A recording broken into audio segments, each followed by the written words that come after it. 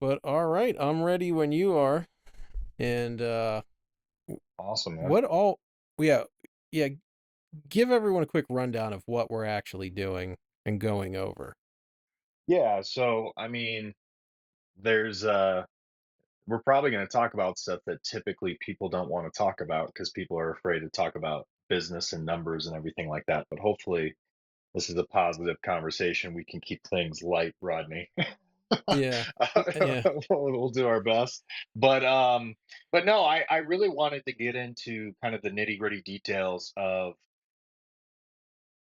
for new breeders especially what to expect coming in terms of the numbers. Now, there's Mhm. so many different variables. We've talked about it at great length. Like, there's so many things that can go right and so many things that can go wrong in this industry. And because we're dealing with animals, because we're dealing with, you know, we're dealing with, a certain subset of certain niche within the business world. But I think it's important, and hopefully this will shed some light on the reality of the Superdorf retic world and business and what to expect. And, if you're being promised from a breeder that you're going to be making six figures right off the rip or, seven figures, something insane, please run away very, very quickly. Yeah.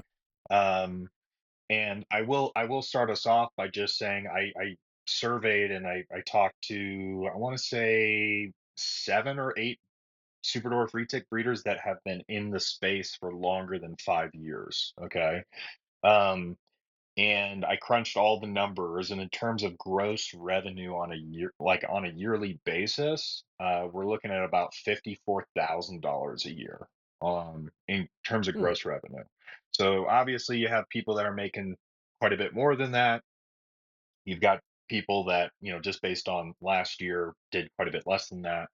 But that's a pretty solid extra, you know, extra income. That's, I think, the Oh, median yeah. income for the US, right? So I thought that was super, super interesting. Now, in terms of what we're going to get into, everybody's setups are different, everybody's costs are different, expenses are different, people spend differently. So, like, this is just to hopefully, try to be as conservative as possible and also throw in a few different variables of what you could potentially expect.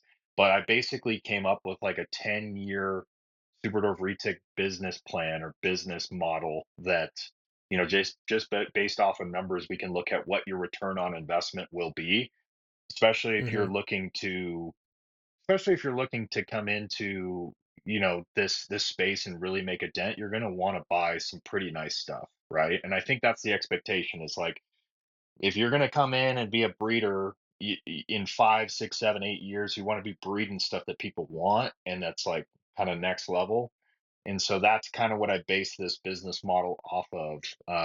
So it should be interesting, but I don't know if you've got anything you want to add before we dive into it. Well, I'm looking at this and I'm not seeing where I become a multimillionaire, so I think your math is off. I think something went horribly wrong when you were doing your math, because yeah, Is, this is just there a don't Wonka? look. Is there a Wonka Yeah. golden ticket missing out of here or something? Yeah, there's something. I don't know. I don't know where you're getting these numbers, but this isn't what I was told. Well, I'm gonna start off. I'm gonna lay the groundwork for this mock up or this mock presentation when it comes to our first 10 years, Rodney, in the Superdorf retic Yeah. world. Okay, so some of the key business factors and variables that I'm throwing into our situation is the hatchling survival rate is 75%, which might be low for some people, might be high, whatever, but 75% is kind of what I put. And then Mhm. one big factor that people don't factor into their business, which I think is super important, is your time, right? What is your Yeah. time actually worth? And so I literally took the median salary in the US and broke it down. It's about $26 an hour. So we're factoring that in, is your time, Hmm. right? Yeah. And then year five, right? Everyone's promised that these Superdorf retics are going to breed in year five, maybe four, right? But we all know that that's a variable. That could be yes, it could take another few years, right? Just depending on the situation. So basically what I put the situation we're putting up here is we're getting 8 animals, 6 are female, 2 are male, and out of those 6 females, 2 by early year 5 are ready to breed, right? Hmm. Um, and then So this is and then really this is a pretty conservative. this is super conservative. Yeah, Okay, yeah. okay, And because then I'm and then looking at every this and I'm like I could do a little better. I could do a yeah. little No, better. I mean, and once again, this is a newbie, right? This is somebody that's Yeah. like Okay, getting okay. started. This is not Rodney getting 6 females All right. that are in year 5. And so every year after that, let's say they're able to get another female bred, which once again is probably on the low end. But anyway, and then average hatchling sale price, based off of sales from the different breeders I was talking to, the average hatchling sale price is about $1,600, just on Mhm. average, which is pretty, I think, on par with where the market's at today. Now, a couple of years ago, I think that was quite a bit higher, but and then in terms of labor, like your time, the amount of time you're putting into your business, that's going to significantly increase starting around year 5. So just something to kind of take into consideration. And then same thing with clutch sizes. So I started the clutch sizes pretty small, but then every year that those females continue to get bigger and grow, those clutch sizes increase. So once again, if you're looking at this from a business perspective, guys, like there's so many variables, right? There's so many variables. So I'm just trying to paint a picture here of what this could look like. Could be much better, could be worse for you. Just depends on your situation. Okay. Um, so hopefully that makes sense. Does that make sense, Rodney, with what I'm trying to explain? Yeah. Yeah, because I mean, this is I mean, it would be tough to even factor in variables. It's like, You know what I well, mean? and to You completely know. disregard those would be, we wouldn't be doing this Yeah. justice. So trying to just put something Yeah. on paper, I think is important Yeah, and for that's the people. thing. So you just have to draw a line on something and say, okay, we're just going to pick this because I mean, everything could go perfect and everything could go wrong. And that's just how 100%. any business is. Right, right. So we're just drawing a But line yeah, in the sand. And then yeah, just going over to our a slide, this is like second from bottom, actually, this is in the wrong spot, but the startup investment breakdown. Now, once again, people might, throw their arms up with this slide and say, "You Spencer, you're way off," and blah, blah, blah. But let's just say you're buying, once again, like the top of the line animals for your time. Whenever you're yeah. buying, you're trying to get the best stuff. Um, so I put your average purchase price for an animal for out of the, 6 females and 2 males is $3,500, which I think Okay. once again is, Yeah, that's fair. so 28 grand upfront to get your animals. Okay. And then in terms of enclosures, once again, I did about $500 an enclosure if you're getting something solid with shipping and everything Hmm. like that, right? Accessories, we're at 2K. Thermostats, we're looking at 2 thermostats for 4 stacks each. And then branding and marketing, people might fight me on this, but it's like, hey, if you're going to start a business, you're going to want a website, you're going to want social media, logos. This also includes potentially trying to get yourself out there and go to maybe 2 shows or something like that, throughout your first year. Um, Miscellaneous gear as well. So your total investment up front was 46 grand. And some people might like their jaws might drop at that number, but like I think for most people that are taking it serious, like and buying kind of the nicer end on a lot of these different categories, like that's what you're going to spend. And I know people have spent quite a bit more than that. I know people have gotten in with less money than that, right? So anyway, thoughts on upfront investment, Well, no, that Rodney? sounds about right. I mean, that sounds Yeah, about right. I don't pay for anything snake wise anymore, but I understand right. like coming in. Yeah, I mean, and if you don't have those connections, Mhm. you know what I mean. You don't have like got your boys that you can be like, hey, let's do a breeder loan. Hey, let's do this. You know what I mean? That's, I mean, and sometimes I think I even forget about that. Like, you know what I mean? It's like, oh, hey, let's do this project, or you know what I mean? Like, and if you're new coming in, you don't have that option. And you're not going to be able to call some breeder that's been doing it forever and be like, hey, could you send me that snake? so, I can start making money immediately. That's just not going to happen. So yeah, I mean, you're looking at some cash if you want to start this. Yeah. And I just think once again, like just having a really good expectation of coming in is what's going to actually keep people moving forward for the long haul, right? I think the Yeah. problem is we have expectations of people coming in saying, "Hey, I can flip my cash quick and my cash on cash return is going to be, 300% in the first 2 years." It's like, "No." You know what I mean? And it's like that's just not going to happen, right? No. Unless you are literally just tossing Rodney, you know, that 46 grand and doing partnering up with him that's already established. And I mean, that's a different business model, right? Um, Yeah. so anyway, so year one, just going kind of through the slides, right? So year one, basically, you've got you've got nothing going on. You're 46 grand in the hole. You're all set up, right? Yeah. and Yeah. and you're just waiting. Like these are all hatchlings. These are all like top of the line, like super dwarf stuff. And you're jazzed up, you're pumped, whatever. Year two, okay, because this wasn't that long ago for me. It's like, okay, year two, I'm still raising things with no revenue. But guess what? I still got to pay for feeders. I still got to clean. I still got to be active on social media. I'm putting time in, right? And that adds up, not just on the monetary front, but the time front. And I've equated that to, $26 an hour you're putting into this quote unquote side business. That equals like just under 15K in expenses with your labor and everything else to go into place into year two. So there's no revenue, and the bills are stacking Hmm. up, and so now instead of being 46 grand in the hole, you're really 60 grand or just under 61 grand in the hole, right? And Yeah. so we see this pattern going into year three, right? The faith year, where it's like your animals are growing, they kind of hit that first growth spurt, right around year three they start kind of shooting up, which is kind of exciting.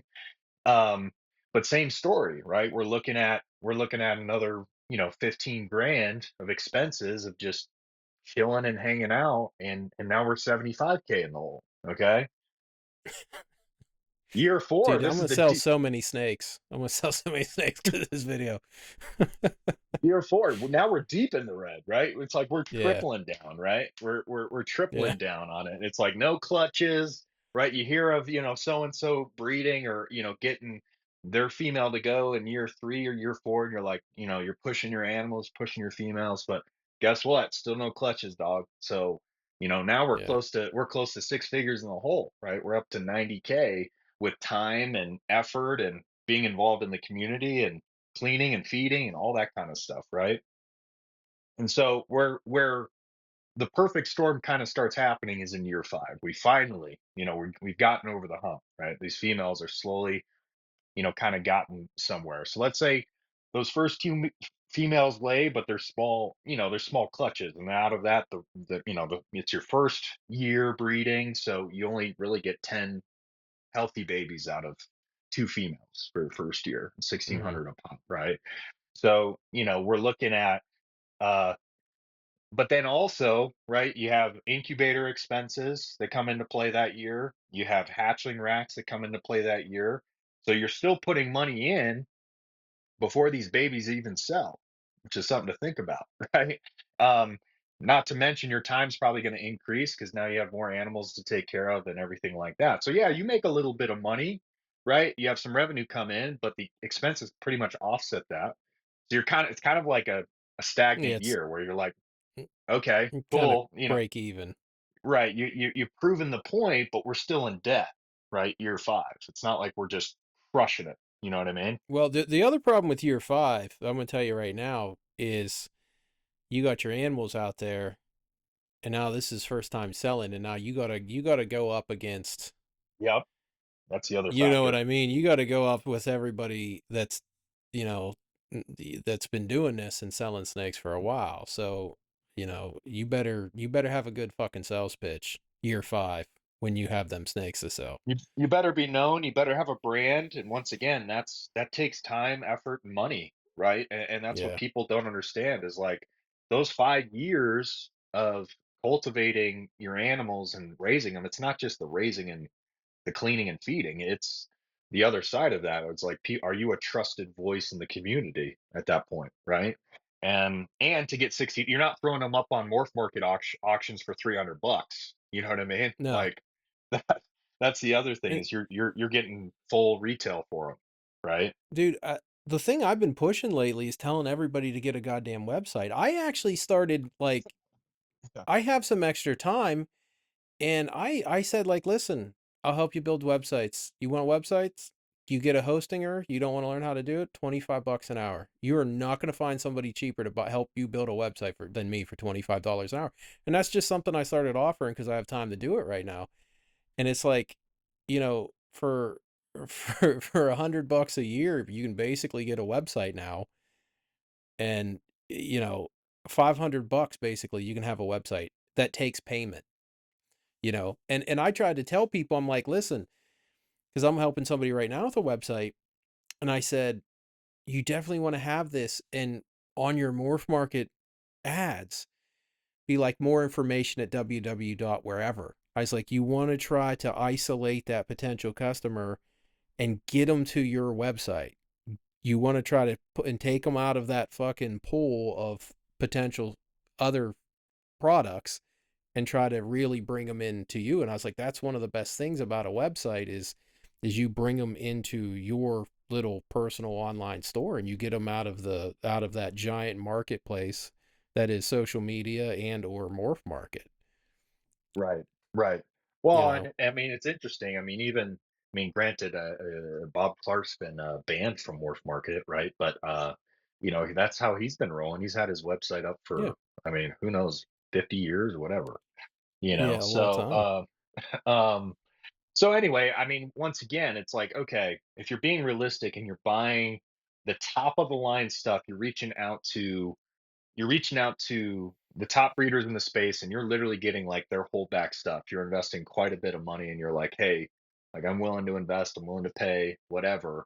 And all those animals are hatchlings. It's like, yeah, like it's gonna be a journey. It's gonna be a ride, you know. And if you can't make it through those first 4 or 5 years of just really sinking in, enjoying your animals, having your projects laid out, it's gonna be hell for you. It's not gonna be fun, Yeah. and you're gonna quit. You're gonna quit, and I mean, we've seen it time and time again. And so, once again, this isn't to scare people away. This is actually to open people's eyes because there is a light at the end of the tunnel once you are established, once you have a brand, once you have a website, right? And so we'll kind of get into that here in a second. But anyway, moving on to year 6, this is where things really start to kind of pick up. So instead of 2 females breeding, you've got 3, right? And, the clutches are getting a little bit bigger, your animals are getting more size on them. Once again, this is very, very conservative, on that side of things. But we still have this kind of massive debt hanging over us where, we have our normal expenses, labor, time is increasing, and we've got more babies, but we also are chipping away at the overall cumulative debt that we've kind of Mhm. accrued over the 5 years. So, we went from what 91,000 dropped down to 76,000. So our profit that year is, after expenses and everything else is, 15, 16 grand. Okay. It's year 7. So this is throwing a wrinkle. This is throwing a curveball into things. So let's say you've got 4 females that are ready to breed. They're perfect size. They're starting to get, bigger clutches, but too reabsorb, right? For whatever reason, you can't get them to go. I mean, we've seen that. So you lost half your revenue for the year, and so this is kind of just like a stagnant year, right? And after Yeah. talking to some of these other breeders, it's like them telling me their last 2, 3, 4 years in gross revenue, it was kind of a roller coaster even for those guys. You know what I mean? It's like they would have a great year where they made maybe 80 or 90K, and then the next year they made 20, 25. Yeah. That's pretty much how reptiles works. Well, there you go. Yeah, just the That's pretty much volatility. how it works. And this is not even really accounting for economic shifts and market shifts with pricing and everything like that too, on Yeah, top of and it, right? other people's production levels that can Yes. really mess with that. your $1,600 average, that can take a $600 hit very easily per Mm. animal if somebody decides to, make some, well, depending on how you look at it, bad or good choices in their production. Right. Well, and it kind of changes too, because you're having to work through these years where you're getting more and more animals, but you're also still chipping away at all this time and money that has been spent, right? So it's like Yeah. being prepared for that, like, okay, let's stay in this, but we got to keep it moving. Year 8 is a great year. Okay, so we get 5 females to produce full clutches. You have 75% survival rate. You got 60 awesome top of the line cream of the crop babies. You're able to make just under 100K in gross revenue. It's an awesome year. Economy's great, everything like that. Expenses go up a little bit because maybe you have to bring on some help, or it starts getting kind of nutty or whatever.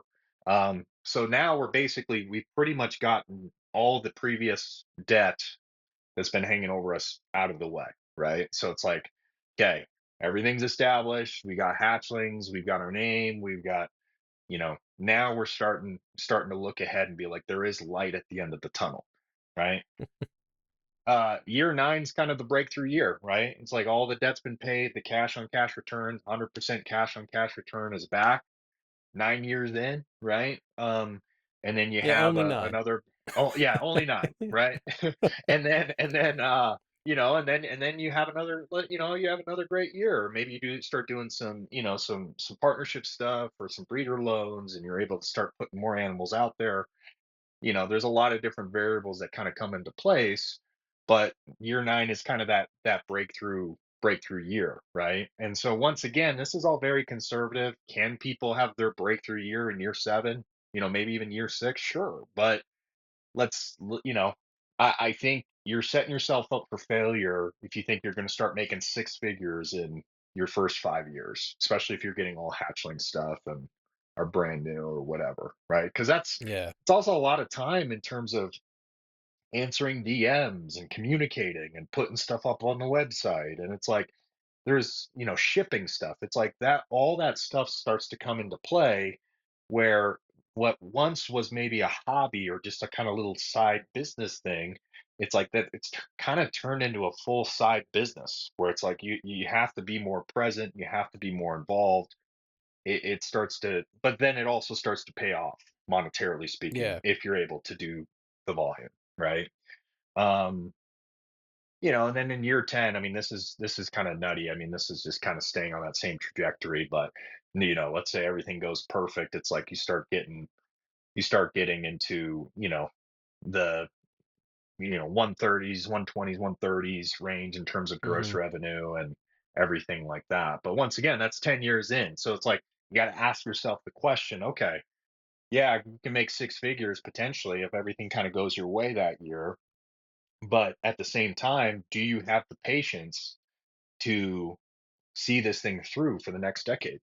That's the big question, you know? Yeah, and Because that you got to you got to really like working with your animals. Mhm.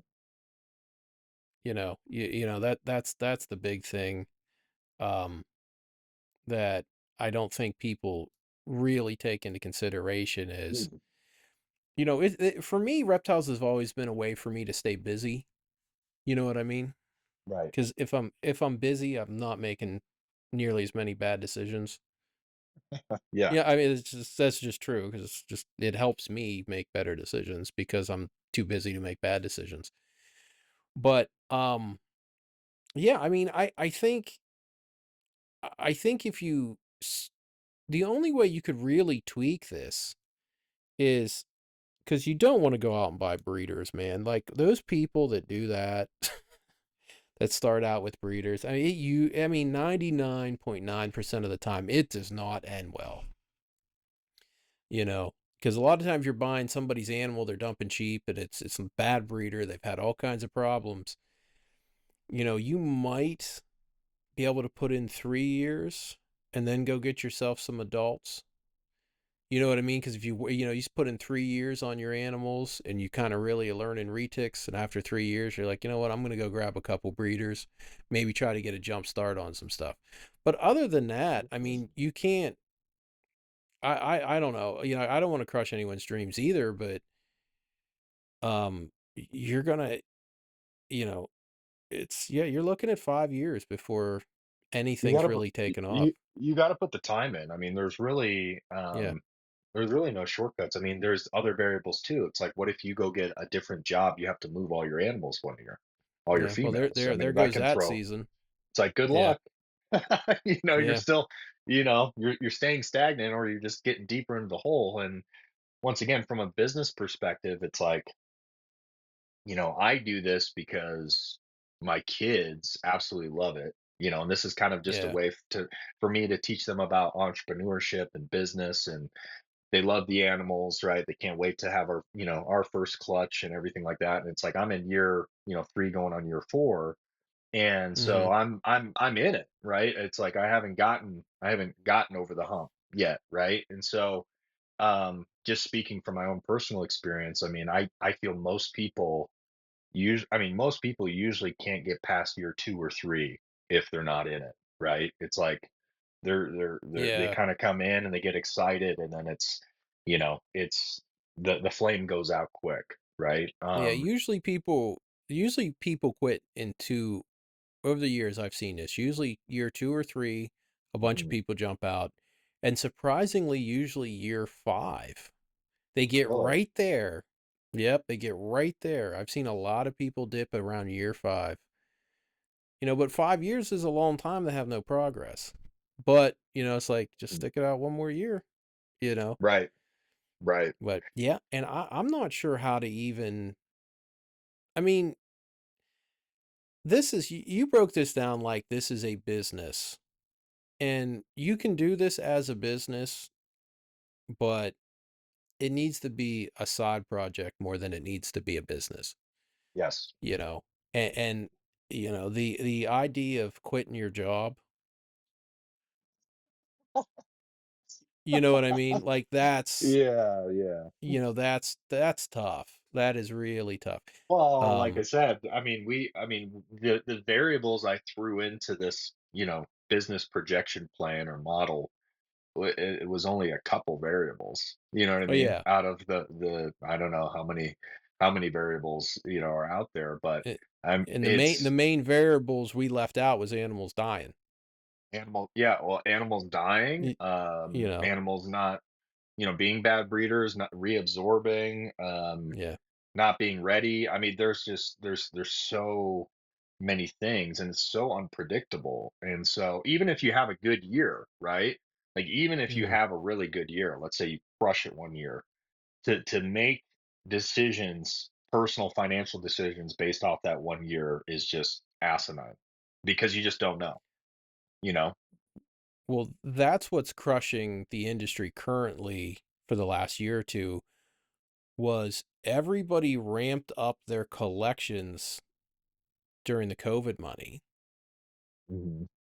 Everybody was buying a lot of wild caught stuff, and we're going to start all these new projects. And, you know, a lot of people bought snakes, but the people that I saw really making mistakes during the COVID money were actually breeders, like just ramping up their collection size for Saw for that a too. demand, for a demand that wasn't going to be there. And that's why I was like, nope, this is not going to be even remotely sustainable. Like when I saw white lips go through the roof, I saw numerals.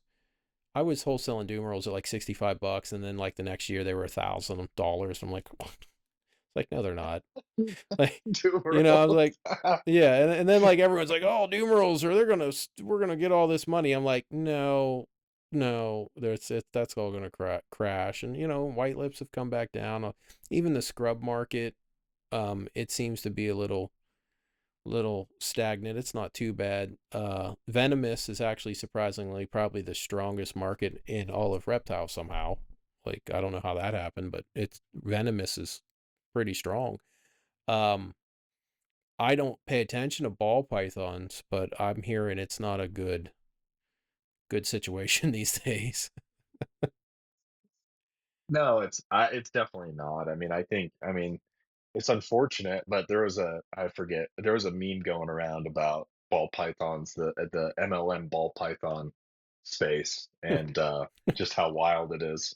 You know what I mean? Like people dropping insane amounts of money for whole collections, and being promised the world, and it's just like, guys, like there's businesses out there that there's I can name so many businesses that you can start today where you'll make way more money way faster, and it's all legitimate, and the risk is significantly lower than doing this, like significantly, because once again there's so many uncontrollables with dealing with Yeah. animals. Like there's no way. I mean, even with this, it's like I there's 1,000 different renditions of this Oh yeah, yeah. And I'm gonna business model. post this, and yeah, when I post this, it's like people are gonna tear it apart, and Yeah, then they're for gonna say, sure. "Well, you could make so much more money," or "No, this isn't even realistic. You won't even make this much." I'm sure Spencer somebody's spent gonna have a problem with it. Yeah, yeah. Spencer's numbers are all over the place, or the Yeah, upfront costs, like, oh, you spent $28,000 on animals, like, and yeah, they're the ROI is off, or yeah. It's a this is so wrong. hypothetical, people. It's a hypothetical. This wasn't a real Yeah. live case study. this, this, This is not a Yale case study, folks. Okay, like yeah, this is Spencer talking to a handful of breeders, getting numbers. And those yeah, numbers are all legitimate, right? When I said that yeah, the average gross revenue in 2023 for 8 super dwarf retic breeders that have been in the space longer than 5 years was roughly $54,000.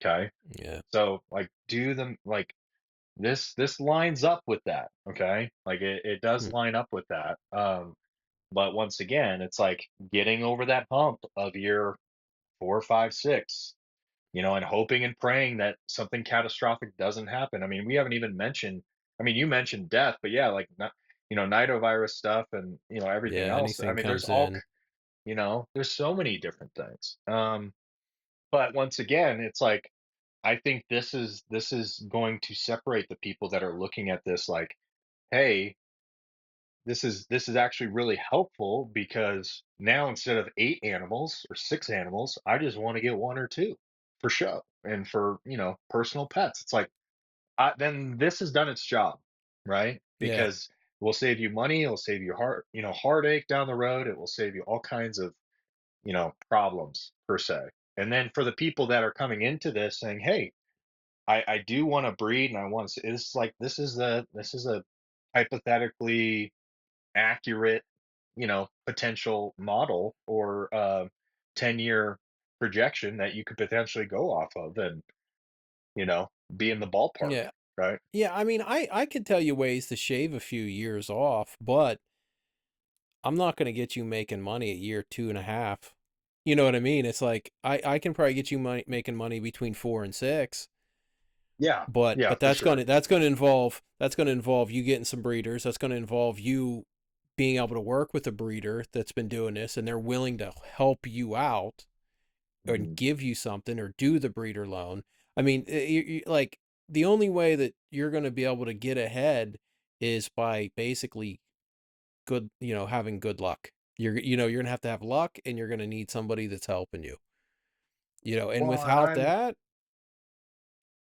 you yeah, know, yeah. I mean, and you're right. I mean, there are a couple different ways that you could structure this where you yeah, could definitely speed up the process. This is more for, I think this is catered for the naive, ignorant, fresh. I want to be a super dwarf retic breeder because I saw some yeah, cool, YouTube videos, and yep, it looks like I can make money. It's like, okay, yeah. cool, yeah, you can, but just know that there's baggage that comes with that. There's responsibility that comes with that. Um, Well, and one other thing was this model also predicts that the Mm. people who invested in the right stuff, and it held value. Yeah. You know what I mean? So like that's the other thing is like what are you gonna are you gonna morph chase? Are you gonna be more about some selective breeding. That's, I my ternates doubled in price. Did I tell you that? I doubled them. Recently? Yeah, well, the fractalist stuff, Oh, because right, right, it was 2,500 a pair, and I'm like, no, these are 2,500 a piece. Sorry, you know, right. and but up until that, I'd still held price for since 2018. No other retic's done that. No No. other retic has held, you know what I mean? It has held price that long at that high of a price point. So, so, Ternate is on a trajectory to not necessarily. I'm not going to raise them anymore. Like if I hatch out something crazy like this Fractalist, they're 2,500 because they look amazing, and I think that's what they're worth. But um, they're on a trajectory to be the same price as an ocelot. Well, If you look at the ocelots come price, down, right? yeah, yeah. So Ternate, like really nice Ternates have hit 2,500. Ocelots, I think right now are at 65. So one more clutch and they're down to five. Two, three more clutches. Where are they at now? Well, and it's interesting, and that's kind of why I factored in, a $3,500 price point per animal, because it's like, Yeah, if you're wanting to get ahead or be ahead or stay ahead, you are gonna have to drop some serious money on some really high-end stuff, or at least yeah. one or two, right? Or something you're wanting to pursue. It's like with Bob's hypo stuff, when that first dropped, or whatever, or his second clutch or third clutch, it's like that Hmm. stuff was all 7, 8, 9 grand. You know what I mean? Yeah.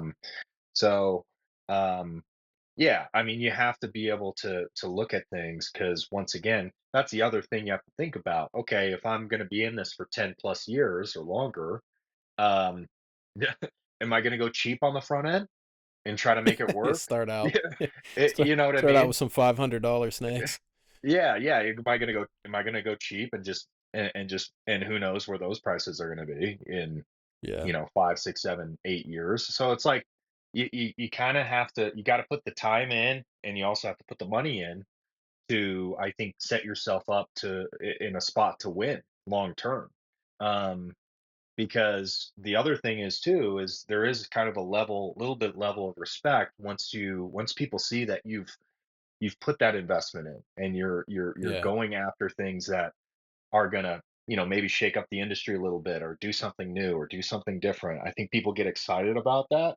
And so, that's part of building your brand and your presence too, like sharing what you're working on or what you're doing, and people can get behind that and support you and stuff. And so, like, that's really cool, and I think, shout out to, I think it's Nathan Hess, because I think we have siblings, Coyote siblings, female Hmm. sisters, and he just took his Aztec male to that Coyote female, and I'm just Yeah. I'm just stoked. And the other crazy thing is that's a first time breeding, or breeder female, and I think she Hmm. laid like 40 eggs, healthy eggs. I mean, insane. Yeah. 40, Like for 41 eggs. 41 eggs. But I'm excited because I'm taking my hypo male to my female coyote this year. So I just, Hmm. that's just it's just different. You know what I mean? And I really support Nathan because we've got kind of similar taste and stuff. You know what I mean? Well, well, I think that's also a good point too. Like you got two people that got these high invested in these higher end and are doing. You're both doing unique projects too. So Mhm. you're both also setting yourself up not to have a ton of competition, Right, right. and that's important. You know, you don't want to set yourself up to be hatching out a clutch and there's 10 more coming right behind it. Some 50% Motleys or 50% Yeah, Platinums, yeah, Calico. yeah, yeah, and that's the thing. It's like, and I Yeah. don't know if people, I I hope selective breeding catches on more. And I don't know if it will or not. You know, I mean, I hear people throwing around selective breeding, but I don't know if they're actually doing it. Um I really think if people really start trying to make their stuff look better, I think that's like when I see somebody with a game plan and they're not fucking flipping animals and getting in a new project. Because that's one thing I tell you, like old breeders, like when we see new people, like, oh, I got this. Well, I sold it. Now I got this. And it's like we all think to ourselves, like, you're never going to get anywhere. Just pick something and stick with it. That's the only Yeah, way. I think Eric Lee is a great example of that, where he just Yeah. for years, yeah, I think it was 10, 11 years before he hit what he wanted to hit on the snow side, and it's like Yep. he's stuck with it, you know what I mean? And now he's got another amazing 10 years ahead where he's blowing everybody out of the water on that stuff, and it's like, he's the guy for his projects. And so it's like that should be the pursuit. And yeah, if you're flipping or trying to do something different every year and you know, Mm-hmm. you know, trying to do this for that, because the other thing too is that I understand, and this is the other part of it, I understand I'm going to need people. And so, having relationships and building relationships with people is super important. I've got six females and two males. It's like I'm not gonna just that's not the end of what I'm gonna do. You know what I mean? That's the Yeah. beginning. But I'm gonna need people. I'm gonna need to do partnerships. I need to do, breeder loans and stuff like that to push my projects forward. And so, it really what goes around comes around, right? In this community. And I just think if people see you with that passion and with that motivation to see things through, then that really Yeah. that really kind of catches on, you know. Uh, and that's what you want for the long haul. You want to have good relationships with people. Um, so Well, I think also, whether you like social media or not, you better be on it. oh, 1,000%, Y- y- and please pick a name that like it makes sense. That's the other big Yeah. thing caveat to that. It's like I've seen some retic pages where it's like, who the hell are you, dude? Like, Yeah. no Yeah. offense, but like, what name is that? And then it's like a picture of a lampshade and then a super dwarf picture. It's like just random. You know what I mean? I'm just like, can you like just bring it together? Like, just if you're gonna do this, you just bought a lot of animals, bring it together, brother. Or let me Yeah. help you. You know what I mean? Um, Anyway, yeah, social media is huge. I mean, you got to be on it. So, Yeah. Yeah, and just having those conversations. I don't recommend you take my approach to social media. I would probably I'd probably take a different approach. But I don't know if you've seen the internet. But I've had a busy week and it's only Wednesday, so but yeah, I wouldn't go that route. no, But yeah, you yeah, go, just yeah, yeah, just get on there and fucking show your stuff off and talk about your projects and and talk about you because that's what I told a couple new breeders and I'm like, dude, get your website and start talking about your plans now. Well, it's 2 3 years out. I'm like, I don't give a shit. I said if and I the other thing I said, start a YouTube channel. Well, nobody's gonna yeah. watch it. Well, somebody will watch it. you know eventually somebody will watch it and maybe that person will follow you for the next couple years and they're interested, and then when you get that clutch, you didn't even know it, but these people have been keeping an eye on this stuff and th're like, oh hey, you finally hit on this. And yeah, just man, it's Well, and it's I've got no ego on social. Like, if somebody follows me and I see they've got super door stuff, it's like instant follow back. You know what I mean? yeah, Like, I'm like, I want to support you, and if there's anything I can do to help, I'm gonna do it. But I can't. I can't express that enough that people will be watching you. And once you start posting, like, it's yeah, crazy. It's yeah, even if they don't like you, even they if they will don't watch like you. you. Even if Yeah. they don't like you, Even I if you can. post the memes and you know, Yeah, even if they hate you, they won't block you. They will just keep watching. But I became an admin on Andrew asked me to be an admin on his Superdorf page, so we're gonna really start trying to pump that up, and try to get because there's no fighting on it. There's none of that on that super dwarf and dwarf and super dwarf page of I don't Andrews. know if I'm on that. I need to look. Well, yeah, if you are, jump on there because I'm an admin now, Eric's admin, and Andrew's an admin, and I'm trying to get Rob to be an admin because I'm really trying to get Rob to be on social media more. Um, you know, I Yeah. He sent me a you message the other day on Instagram. I'm like, Rob's on Instagram? yeah, yeah, that's the thing, and it was like, and he has his collection now, and I'm like, Rob, why aren't we seeing nothing? Let's see some stuff. And I'd really liked him to be a part of that. And I need to start doing more podcasts, but I wanted to more new breeders to come on. That's really who I want to have come on. It's just people that are jumping into this and, want to come on and talk about stuff. Because I mean, I do try to help people. Like I do try to help, especially the newer people. I really do try to help them out, you know, because Oh, I know how tough it is, well, you I know. mean, I mean, once again, I haven't produced anything yet, and I at this point, it's there's a few breeders. I'm like, I need an affiliate code. You know what I mean? It's like Yeah. I've sent how many sales have I generated for you? But no, it's kind of it's all fun and games. But it's just I mean, you're right. Once again, I mean, there's something about this community, and I think the good thing about it is people are watching. If they love you, hate you, whatever, because Yeah. people always they do get excited. They get excited about people doing different things, different projects. And I think that's why people also, egos and people fight and everything like that too, because they're like, everyone's got their reasons, right? But I think there's also a lot of passion behind that as well, where it's like, people may see things differently, but everyone's very passionate about what they're doing, and I think that's Mm, actually a benefit to, and I think kind of a positive thing to look forward to when it comes to the growth of what we're looking at and the growth of people coming in.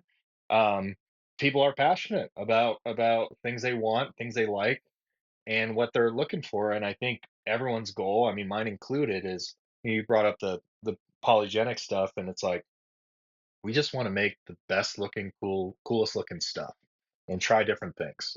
Like, and I think that's I think as people start to see different things come out, that's going to become more popular, I should say, because you- I think there's a lot of people coming in that are kind of, I don't want to say run of the mill stuff. I don't want to offend people, but I yeah. think I think there is some of that stuff that's kind of the standard Superdorf stuff. That um Well, I, I do want to talk about some selective breeding real quick because I know you'll understand this. yeah, Um, some people, some people have a little bit of a harder time, but um, one of the things I've been talking about for a while is with morphs, you're getting a pretty animal, but it's at the cost of some part of color or pattern, right, and that means you're always for aesthetic value with morphs you're pretty much always operating on a net loss, either for some part of color, whether it's reducing black, like platinum thins out black and it shuts off pretty much dark, well, orange through brown on the side, so you're left with yellows and greens. Sunfire actually is a black reducing gene as well. Anthrax very significantly removes black. You're almost always dealing with this net loss to try to make an aesthetically pleasing animal.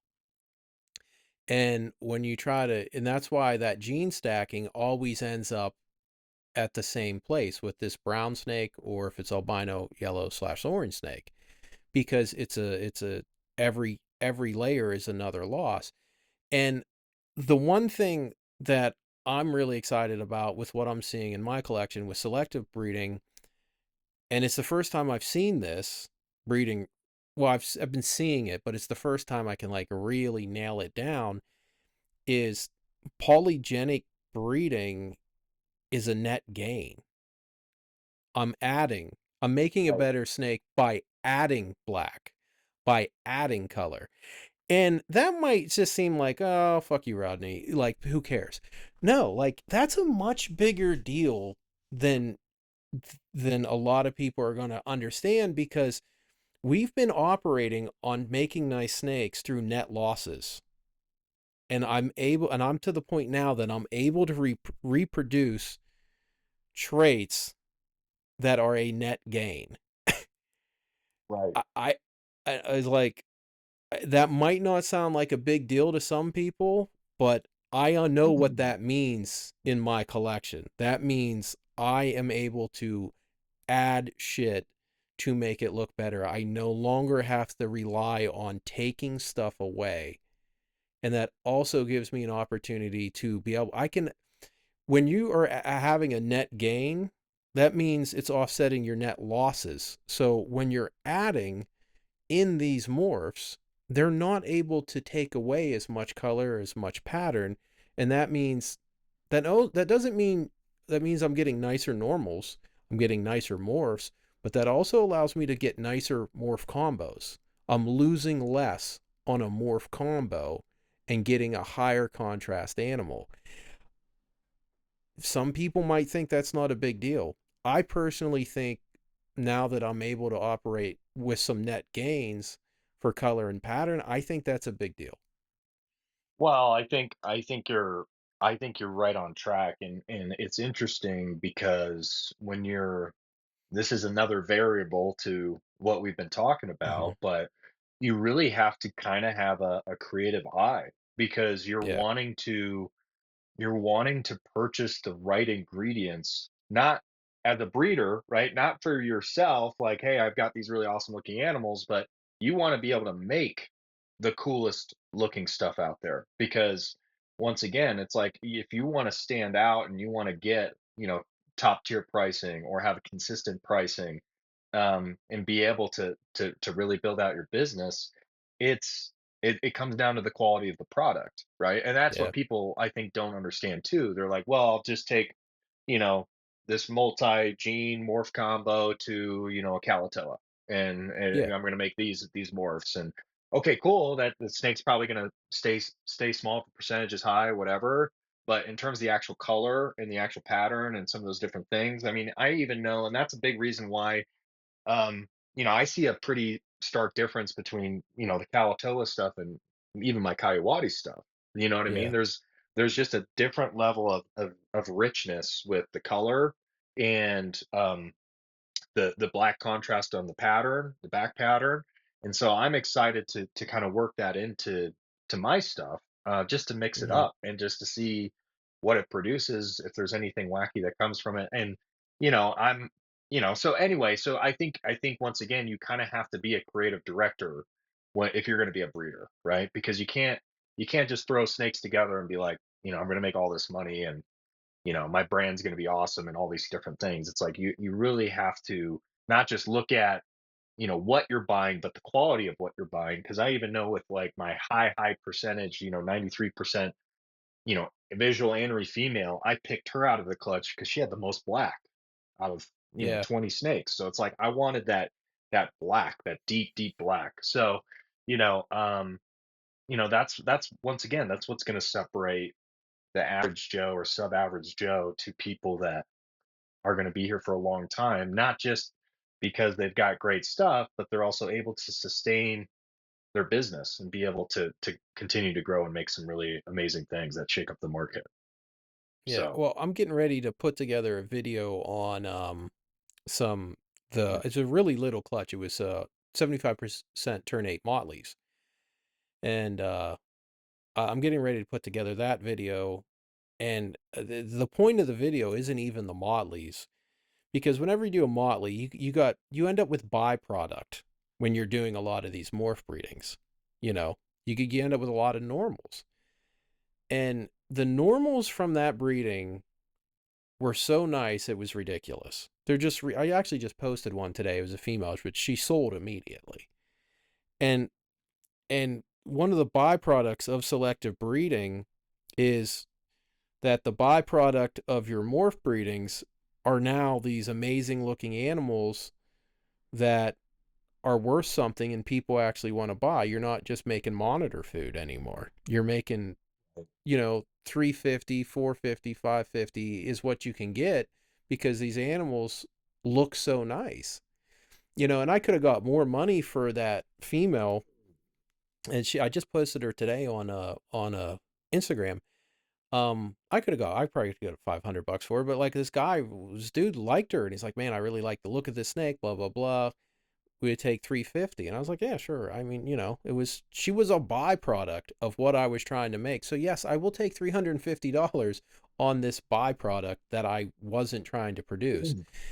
And I'd rather that snake go to somebody for $350 and then try to push it for 5, because I'd rather go to this person that appreciated it for what it was, you know. And you can make if you she still has value at just being a normal, because she has all this color, all this pattern, crazy looking snake, and that was the byproduct of what I was. The motley was the goal, and then this other part that would normally be worthless actually had some value. Well, and I think there's a couple benefits to that. Obviously, you have the quality is, people are recognizing it. It's Hmm. going to a great home. They're going to love that animal. But then number two, it's like if all your animals are looking like that, even your normals, I mean, they're flying off the shelf. You know what I mean? Yeah. Like even the normal stuff or the stuff you're not going for. So, you know, animals that you'd be sitting on for months and months and months, or longer, or whatever, you're able to profit off of, and also find good homes that people will appreciate them for it as well, because Yeah. I mean, that's a reality where, you get a lot of byproduct animals and it's not what you're shooting for. And it's like, oh, now I'm sitting on, you know, a bunch of these animals, right? Yeah. So I mean, and Mm. that's another big part of I think, if you're going to get into this, you're going to have to take into consideration that 25 to 50% sometimes of your clutches are basically byproducts. So how do you want those to look? Do you want those to be $50 snakes, or do you want those to be $350 snakes? Personally, I want them to be $350 snakes, because I'll take $350 all day, every day. You know what I mean? If you can hand me $350 every single day, that's not a bad day's work. And if Right. I only have that one girl and that one male, but if I had 20 of those females, they would all sell in a month, because they're just pretty and they're affordable, and And well, it's an it extra would. 7 grand in your pocket. You know what I mean? Yeah. It's like Yeah. that you wouldn't have gotten before, or you would have gotten pennies on, it's like, They're great, and if you're going to shows, that's a great show snake. People show up to snake shows with $350 to spend, and they can handle it and they can see how pretty it is. It's a lot easier to sell a $350 snake at a show than it is a $3,500 snake at a show. So, that's another thing that, if you're going to rely strictly on line sales, you can focus almost completely on some higher end stuff. But if you're going to be out there and you want to make money at a show, you better have something in that sub 1,000 category, because there's not a lot of people that show up to a reptile show these days with 1,000 plus looking to buy one animal. If they show up with 1,000, they want to walk out of the door with two or three. right, They right. want two or three new pets. They don't want one. So, Well, and I think, something we haven't really discussed too. We discussed it a little bit on the last podcast, but really, really trying to plan, not just strategically or financially, whatever, but in terms of your projects as well. I mean, mhm. what does your typical conversation look like with newer breeders? Like, what is like some really good advice that you typically give them if they're starting out, they're wanting to get 4, 6, 8 animals? Like, what's something that you usually tell I tell them, if they're getting into super dwarfs, before they tell me, because I don't even want to hear what morph they like. That's secondary. You know what I mean? them? Yeah. I say, get some pure females and pick out 1 to 3 other localities that you like. And a lot of them have a hard time with that. They're like, "Well, why do I need 2 or 3 other localities?" And it's like, because you need those other localities to make your super dwarf projects look good. If 90% of everybody doing this right now, man, I'm gonna catch some shit for this.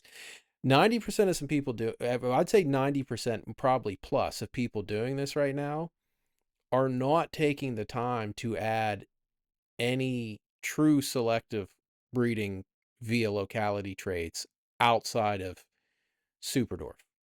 Mm. You know, and and in my opinion, they're going to get left behind. And I don't care what anybody says. I have been ahead of the curve on a lot of stuff for a while. I was breeding Superdorf 10 years before anybody cared about them. You know, they were worth the first year I produced Superdorfs. I had them on the table at the show for $265 and I couldn't sell them. It's crazy. That's so nuts. Yeah, at $265, I couldn't move them. I thought I was like, I'm a fucking genius. I have this awesome new product. I got a retic in a manageable size. I wish I had 50 of these things. I only got 6. If I had 50, I'm going to sell all 50 today, but I'm going to sell 6 because that's all I have.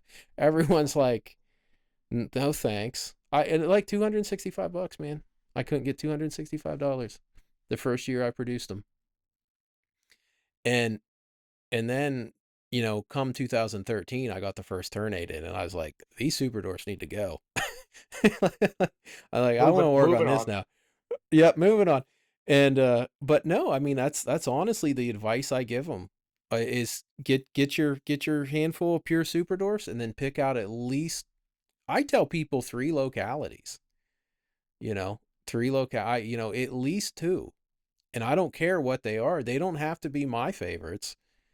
But make sure you got your pure super dwarfs, and I don't care which ones you go with, but you better have something that's got some color and pattern. Well, To it's to, to fun. It's funny too that you bring that up because I feel, I mean, my perspective has completely changed in the 3 years Yeah, since I bought my animals. But luckily, I feel like I've got, I've got a lot of pure females or small females and yeah, stuff like that. But my perspective has changed a lot, and I think originally what was being pushed on the marketing front was size was the biggest thing, yeah, right? Forever.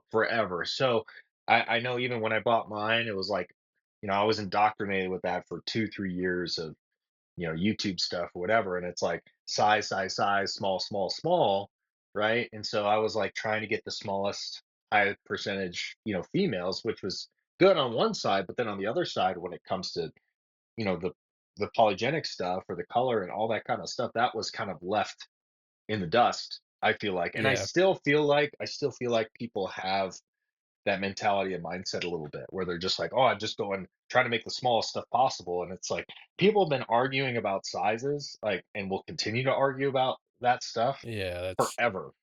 So you might as well make the best looking stuff or the newest looking or funkiest looking stuff that stands out, at this Yeah, point.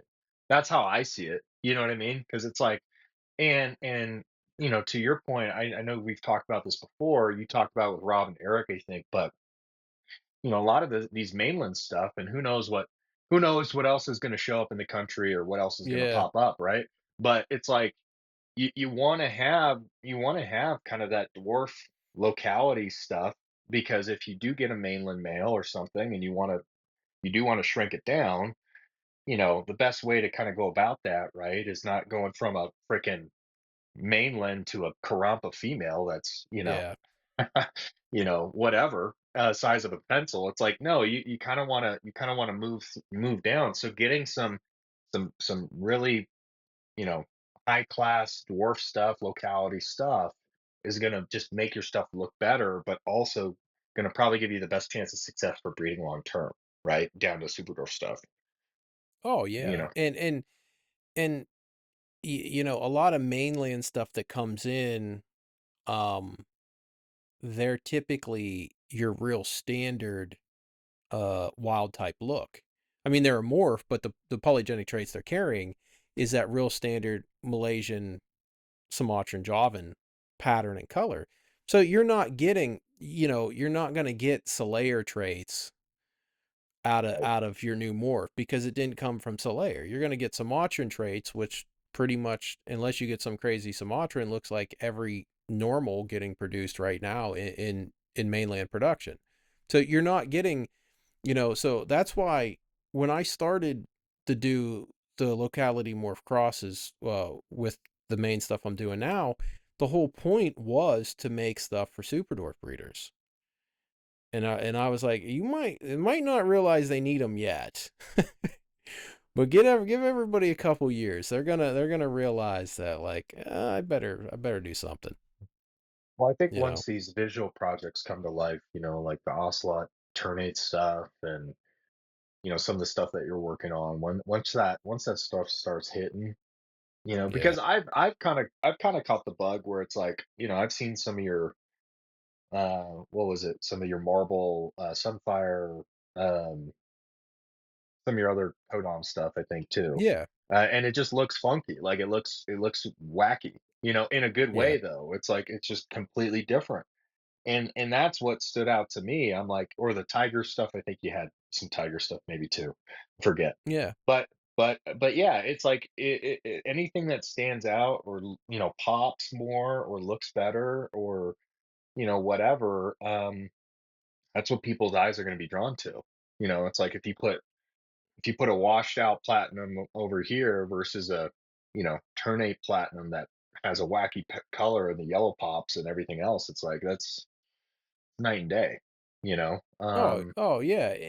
And why, and if you can get that platinum ternate at an affordable price and plug that in to your Or a super dwarf Mindanao projects, or a Mindanao platinum is probably a better example, right? But I mean yeah. that's like highlighter yellow. I mean it's crazy, Yeah. you know. Yeah.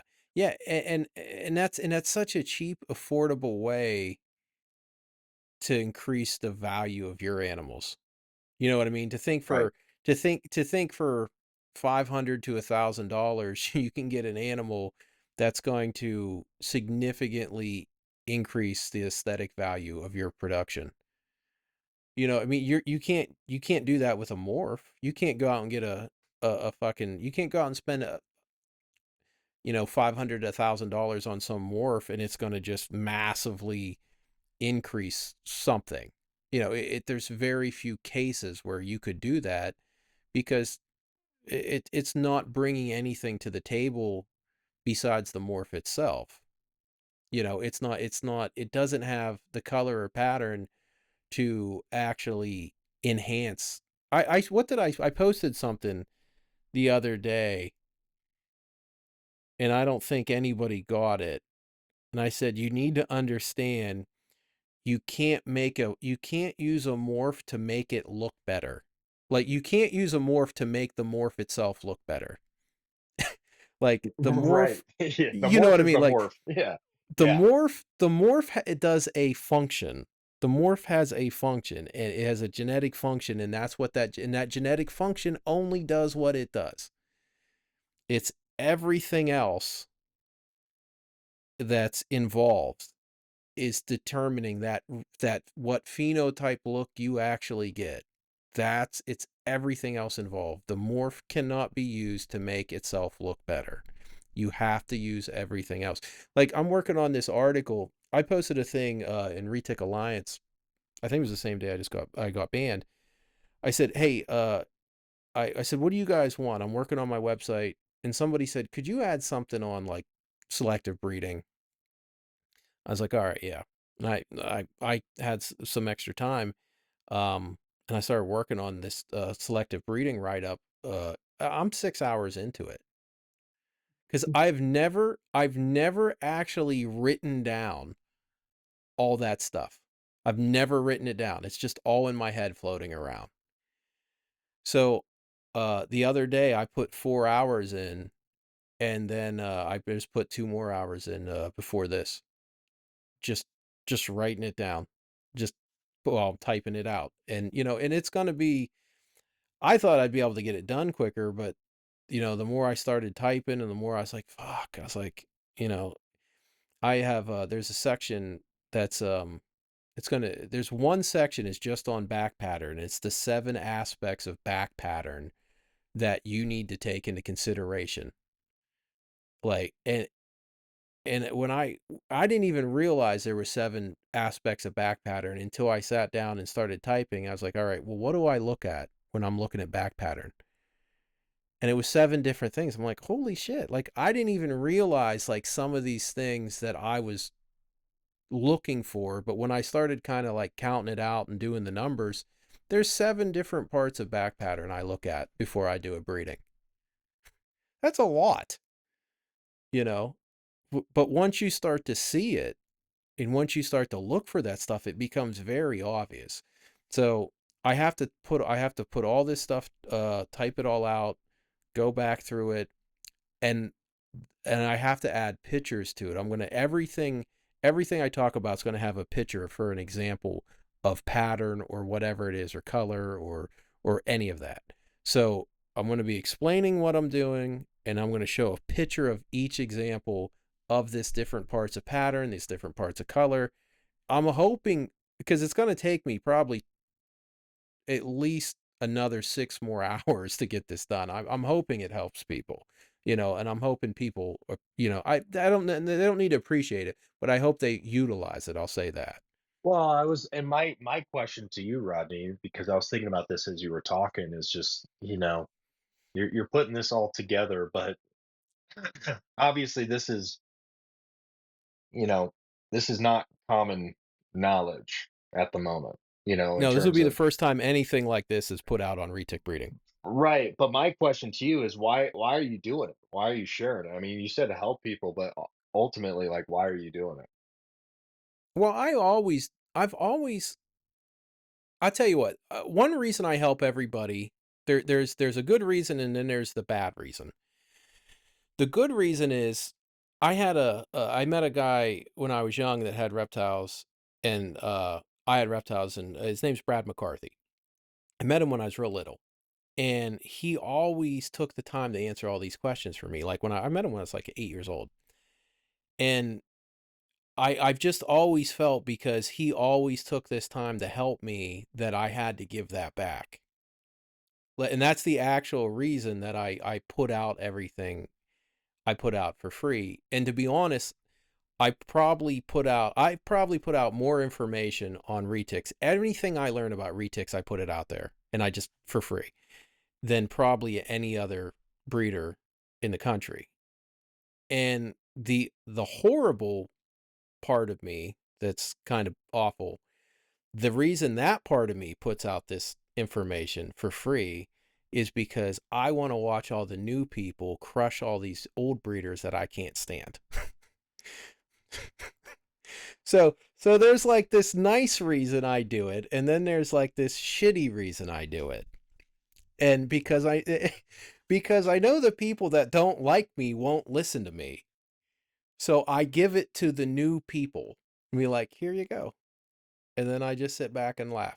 I mean, it is interesting because once again, if you haven't looked at, Slayers or Mindanaos or Ternates or Tombolongans and like the real influence and Yeah. difference that those more or excuse me, localities make, it's like you're just an idiot. You know what I mean? Yeah. Oh It's yeah. like it's night and day, and I think a big reason why, especially when I started, I kind of shied away from those localities is just due to size. Yeah. That was the one thing where I was like, it was programmed and indoctrinated into me, like, oh, they're not super dwarfed or whatever. They're not going to stay smaller, or whatever. And that might be the case, right? But at the same time, once again, it's like ultimately, what is your goal if you're going to be in super dwarfs, right? It's like, are you going to make run of the mill stuff that everybody, 50 other breeders are making, and it all looks the same? It's all kind of washed out, or you're just stacking codoms on top of codoms, and you're getting this washed out snake, or are you gonna get creative and kind of use an artistic eye and look at all the options, like really look at all the options and say, hey, I can mix and match here. I can pull color in from this. I can do this. Like Yeah. that's that you kind of, like I told you before, you kind of have to have an artistic eye to understand that and be And like, it also makes this a lot more fun doing yeah, that, for sure, you know? because Y there's a lot of things that haven't been done yet, and that's the other Oh, yeah. exciting thing. That's the other exciting thing, and we've talked about before. But there's so many possibilities still. Yeah. And it doesn't There's take a lot of you don't need 50 dwarfs to do this. You need a few. You need right, 3. You know what I mean? You get a few right, right, you get a few males, and now you can plug those males into every single project. I mean, it takes longer, but I mean, it doesn't, because if you start out, like, say you want to use whatever morph it is, we'll go with marble. You can go with a mainland marble, or you can go with some sort of dwarf marble. And your first breeding with that dwarf marble, you've already eliminated a big chunk of mainland blood. So you've already eliminated a significant chunk of larger size. So on the size front, you're already downsizing. So why not do it? And a lot of people get mad at me because I said that when dwarf and super dwarf prices come down, it's going to just obliterate the mainlands. But I don't see how I'm wrong there. I don't see how, once a really nice 75% dwarf marble, pick your locality, that crushes in every aspect your run of the mill mainland, why would that not push the price down? right. You know? And I just don't think people are even gonna have an option sooner or later. They're just going to have to get this stuff because it's just financially not gonna make any sense to buy the mainland, when it's not going to add any value into your super dwarf projects as the dwarf cross will, because the dwarf cross is bringing better traits. So yeah, Yeah, I so don't. I mean, I think the challenge is to people that are listening to this is get think outside the box a little bit, get creative. Yeah, You know what I mean? Like get like really start thinking about what you have and start thinking about how you can kind of enhance those projects, right? And kind of put yeah, that enhancer filter over whatever you're looking to create. Because I think um once again, I think the indoctrination piece is size all day long. And it's like, well, you can work towards size, but let's work towards something fresh or something to bring in to the super dwarf side of things and kind of work our way down. Um, and there's still going to be a market. I there's people that love big snakes, right? Giant yeah. snakes, and that's never going to go away. I It's mean, and getting just the smaller though. yeah, That group of people, trust me. I've had big snakes since I was 10, and it like got real big there for a second, and then it's just, I don't know if people are getting more responsible, or if they have less money, or what it is, but you're seeing more of a shift towards the UK EU mentality with keepers in the US, which isn't necessarily a bad thing, but it's not necessarily a good thing either, because with that mentality comes usually a lot more acceptance of regulation, and then they just regulate everything into non-existence. So mhm.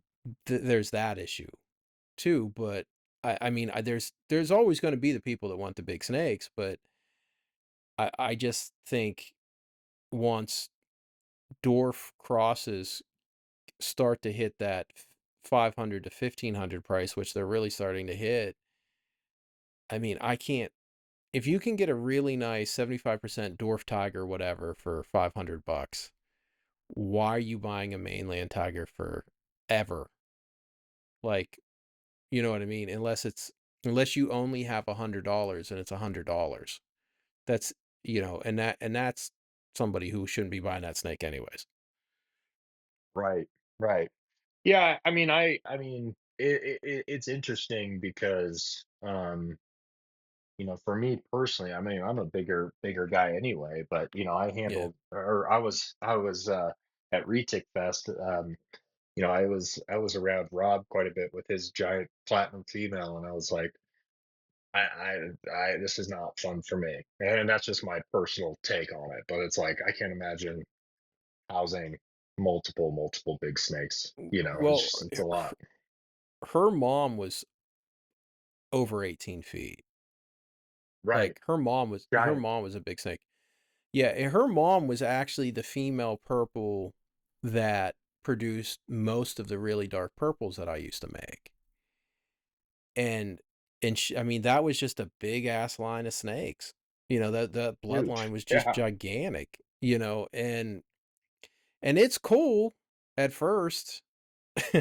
You know what I mean? But if you're tired and you don't feel like cleaning that cage, there's a big difference between being tired and cleaning a 8-foot snake and being tired and cleaning an 18-foot snake. There's a big difference. So, and I just don't think a lot of people are like, they just don't want that shit anymore. They just don't want to have to deal with it. Because, I mean, it's a lot of work. When I had a lot of mainlands, I had, I think, 16 plus animals that were like 17 feet plus.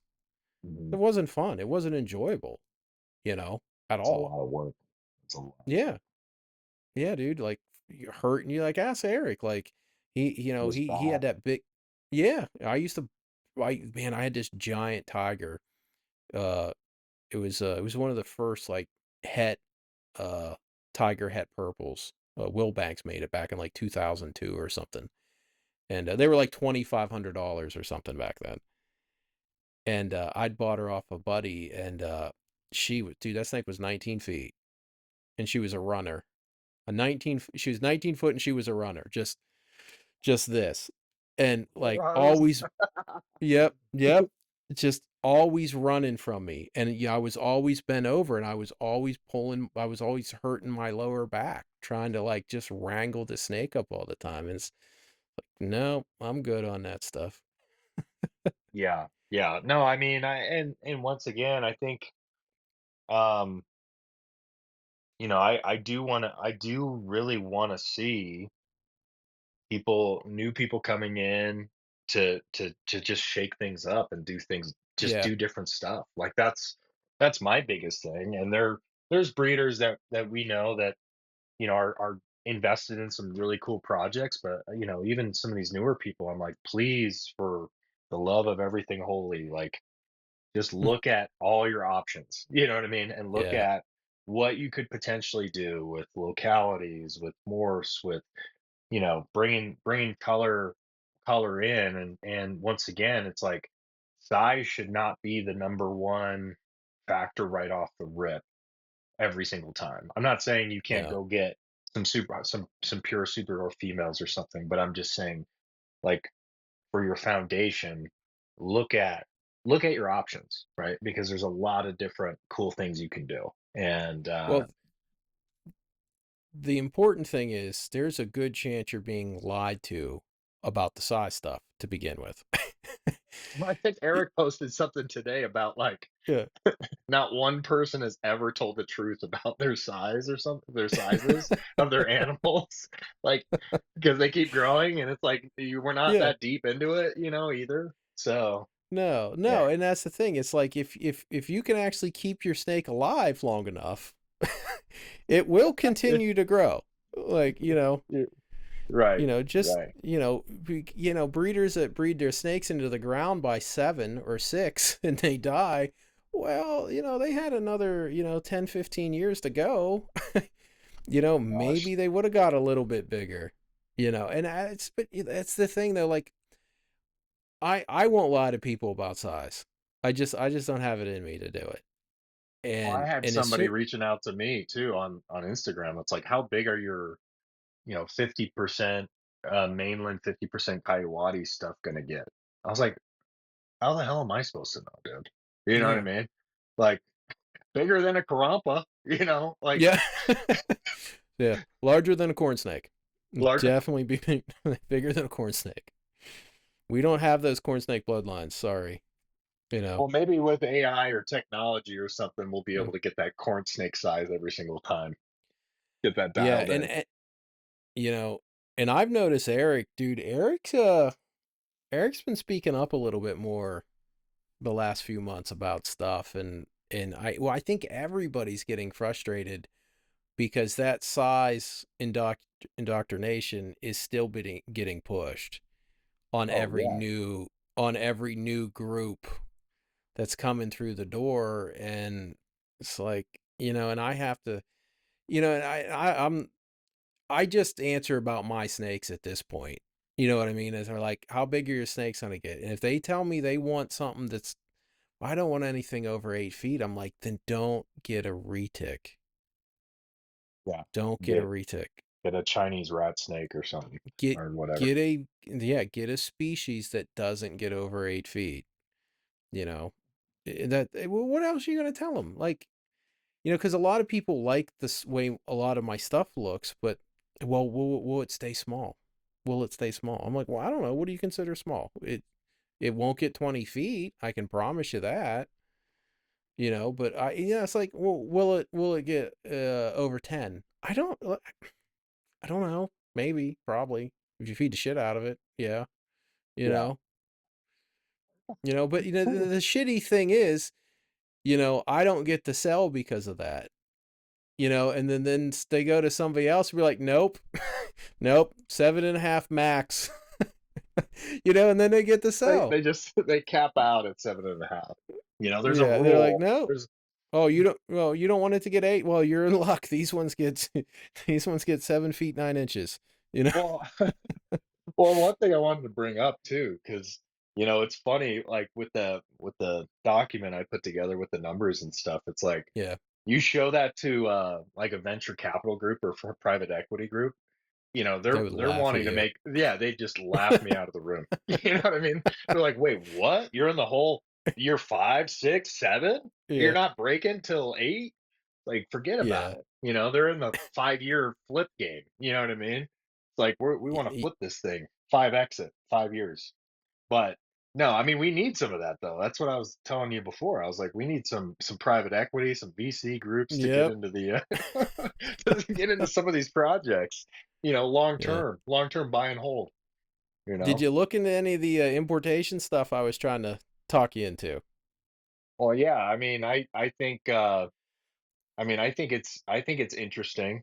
I think like you were talking about with importation stuff. You kind of have a good eye for what's available over there, number one, but Yeah, then number two, what could potentially hit because, like a lot of people probably don't know, is like you were kind of one of the main guys when it comes to getting super dwarf stuff in, which is I think not common knowledge based on the content that's out there, you know. no, and it was, I just put out two little articles on Retic Alliance the other day, yesterday. It was yesterday, the day before, on Siao Island and Gebi Island.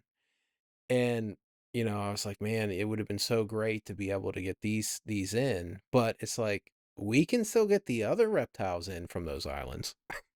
You know what I mean? We can still get all those scrubs I know about that I won't tell anybody about. I still know about all those islands and all those new scrubs that people don't know exist, You got a and sourcing contact, so yeah. Yeah, so it's like we can still get this stuff, and the way things are going, I think, you know, with Cameron from Bushmasters hanging it up, dude, there hasn't been any cool shit coming in. Like, oh, he was always bringing stuff in, and he was nice enough to help me and get stuff in, and it was like, like even the green trees, like he had, you'd get his list and it was just like 10 different types of green trees like on the list. And now like you hardly see any of that stuff. And it's well, just green so trees are sad. hot. Green trees are Yeah, I hot know. to some people. Yeah, you yeah, know? to some people. Well, they're hot to a lot of people. They're hot to a lot of people that think green tree pythons, um, they're good for people that really want to have like a display animal. Um, Sure, sure. Yeah. and I don't think that a lot of people are telling me like how great the green tree market is, and I'm like, what if 4 or 5 extra clutches get produced? You know, what if everybody has a good season? You know what that's going to do to that market? Those prices will lose. They'll drop by 50%. And most of that shit's all polygenic that nobody's really figured out how to, reliably reproduce. Right. So Right. you're just rolling the dice on all that designer shit. Well, not all of it, but a lot of it you're rolling the dice on. It's like, hey, you might get this crazy snake or it might be green. You know, Yeah. give me, Well, yeah, it's give me 5K. I've been pitched the green tree python model a few different times from a few different people, and Yeah, it's a you lot know, like the ball python model and the super dwarf model. yeah. It's the same pyramid scheme.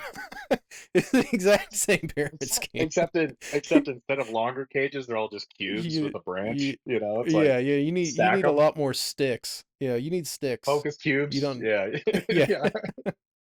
Just yeah. You stack need. them and Yeah, play Tetris. Yeah, yeah, yeah. No, no, yeah. And you better it's run this cool. 10-year business plan out to about 20 years on those green trees. You might want to add another decade before you're in the black. Well, I think the other thing is too is just in terms of just market conditions. I mean, you've been through it. What you've been in this, what, 2 decades or longer, or whatever. Yep. I mean, Superdorf stuff. It's like you've kind of see things come and go up and down. And I mean, what are some of your predictions over the next few years in terms of just the overall Superdorf slash dwarf retic market? What would you say if you had a guess? Um, I c- that's tough to do because I look at things. I always look at things through this bias lens of what I'm doing. You know what I Right. mean? So like I can look at my stuff and be like, dude, my stuff is going to be like, you think it's nice now, you just wait. Like my shit is going to be great. So I know what I'm going to do, but if 90 to 95% of the retic market is on that fuck Rodney train, he's retarded, he doesn't know what he's talking about, and we're just going to I don't want to start any shit, but when I got into it with Shane and I was trying to talk about selective breeding, and I'm just going to use him because it is technically what he's doing is selective breeding. So I will give him that. But it's the laziest version of it to just take two morphs that look good, put them together, and then pick out the two nicest morphs out of that clutch and then put them together. You know what I mean? That doesn't have any long-term ability to improve other aspects of what you're doing, because at no point in that are you able to really separate some back pattern or some color or some side pattern. So I think the people that aren't going to take the time to add in new traits, they're going to be in a bad place. And I think where that's going. It's going towards everybody producing the exact same looking animal. I mean, I think I mean, on certain stuff, we're already seeing it. We have seen it, Yeah. Yeah. unfortunately. And it's like, and so once I kind of started looking at really the influence of some of the clutches that, you're doing and, some other breeders are doing when it comes to locality stuff, um, it has a major effect. It's not like a slight enhancement either, or a slight, like, oh, it's 10% better, or the color's Yeah, 15% no, better. it's It's it 50% better. it's Yeah. significant. Like throwing Slayer into some of those color morphs, it's just crazy. You know what I mean? Like it just pops different. You know what I mean? Yeah, and when I was running my mouth to Shane about that, I'm like, how the fuck? Why would you let Lucas, who's been doing this less than a decade, beat you to this? I'm Well, like, why would you? didn't he take his stuff to a isn't he in hybrid stuff or no? Am I wrong on that? Well, he spent 15 years selectively breeding uh to make super orange snakes, which I can respect the 15-year part. I don't need to agree with the outcome, but I can respect the work. I can respect that 100%. And then he took it and bred it to a retic Timor cross. And Was Jake's like, hold my beer. I'm gonna breed an ocelot to the like last breedable fucking Sulawesi instead of making pure. here we go, Rodney. Now you're stirring the No, pot. yeah, There but we you know go. what I mean, and yeah, but I was like, why? I just don't get it.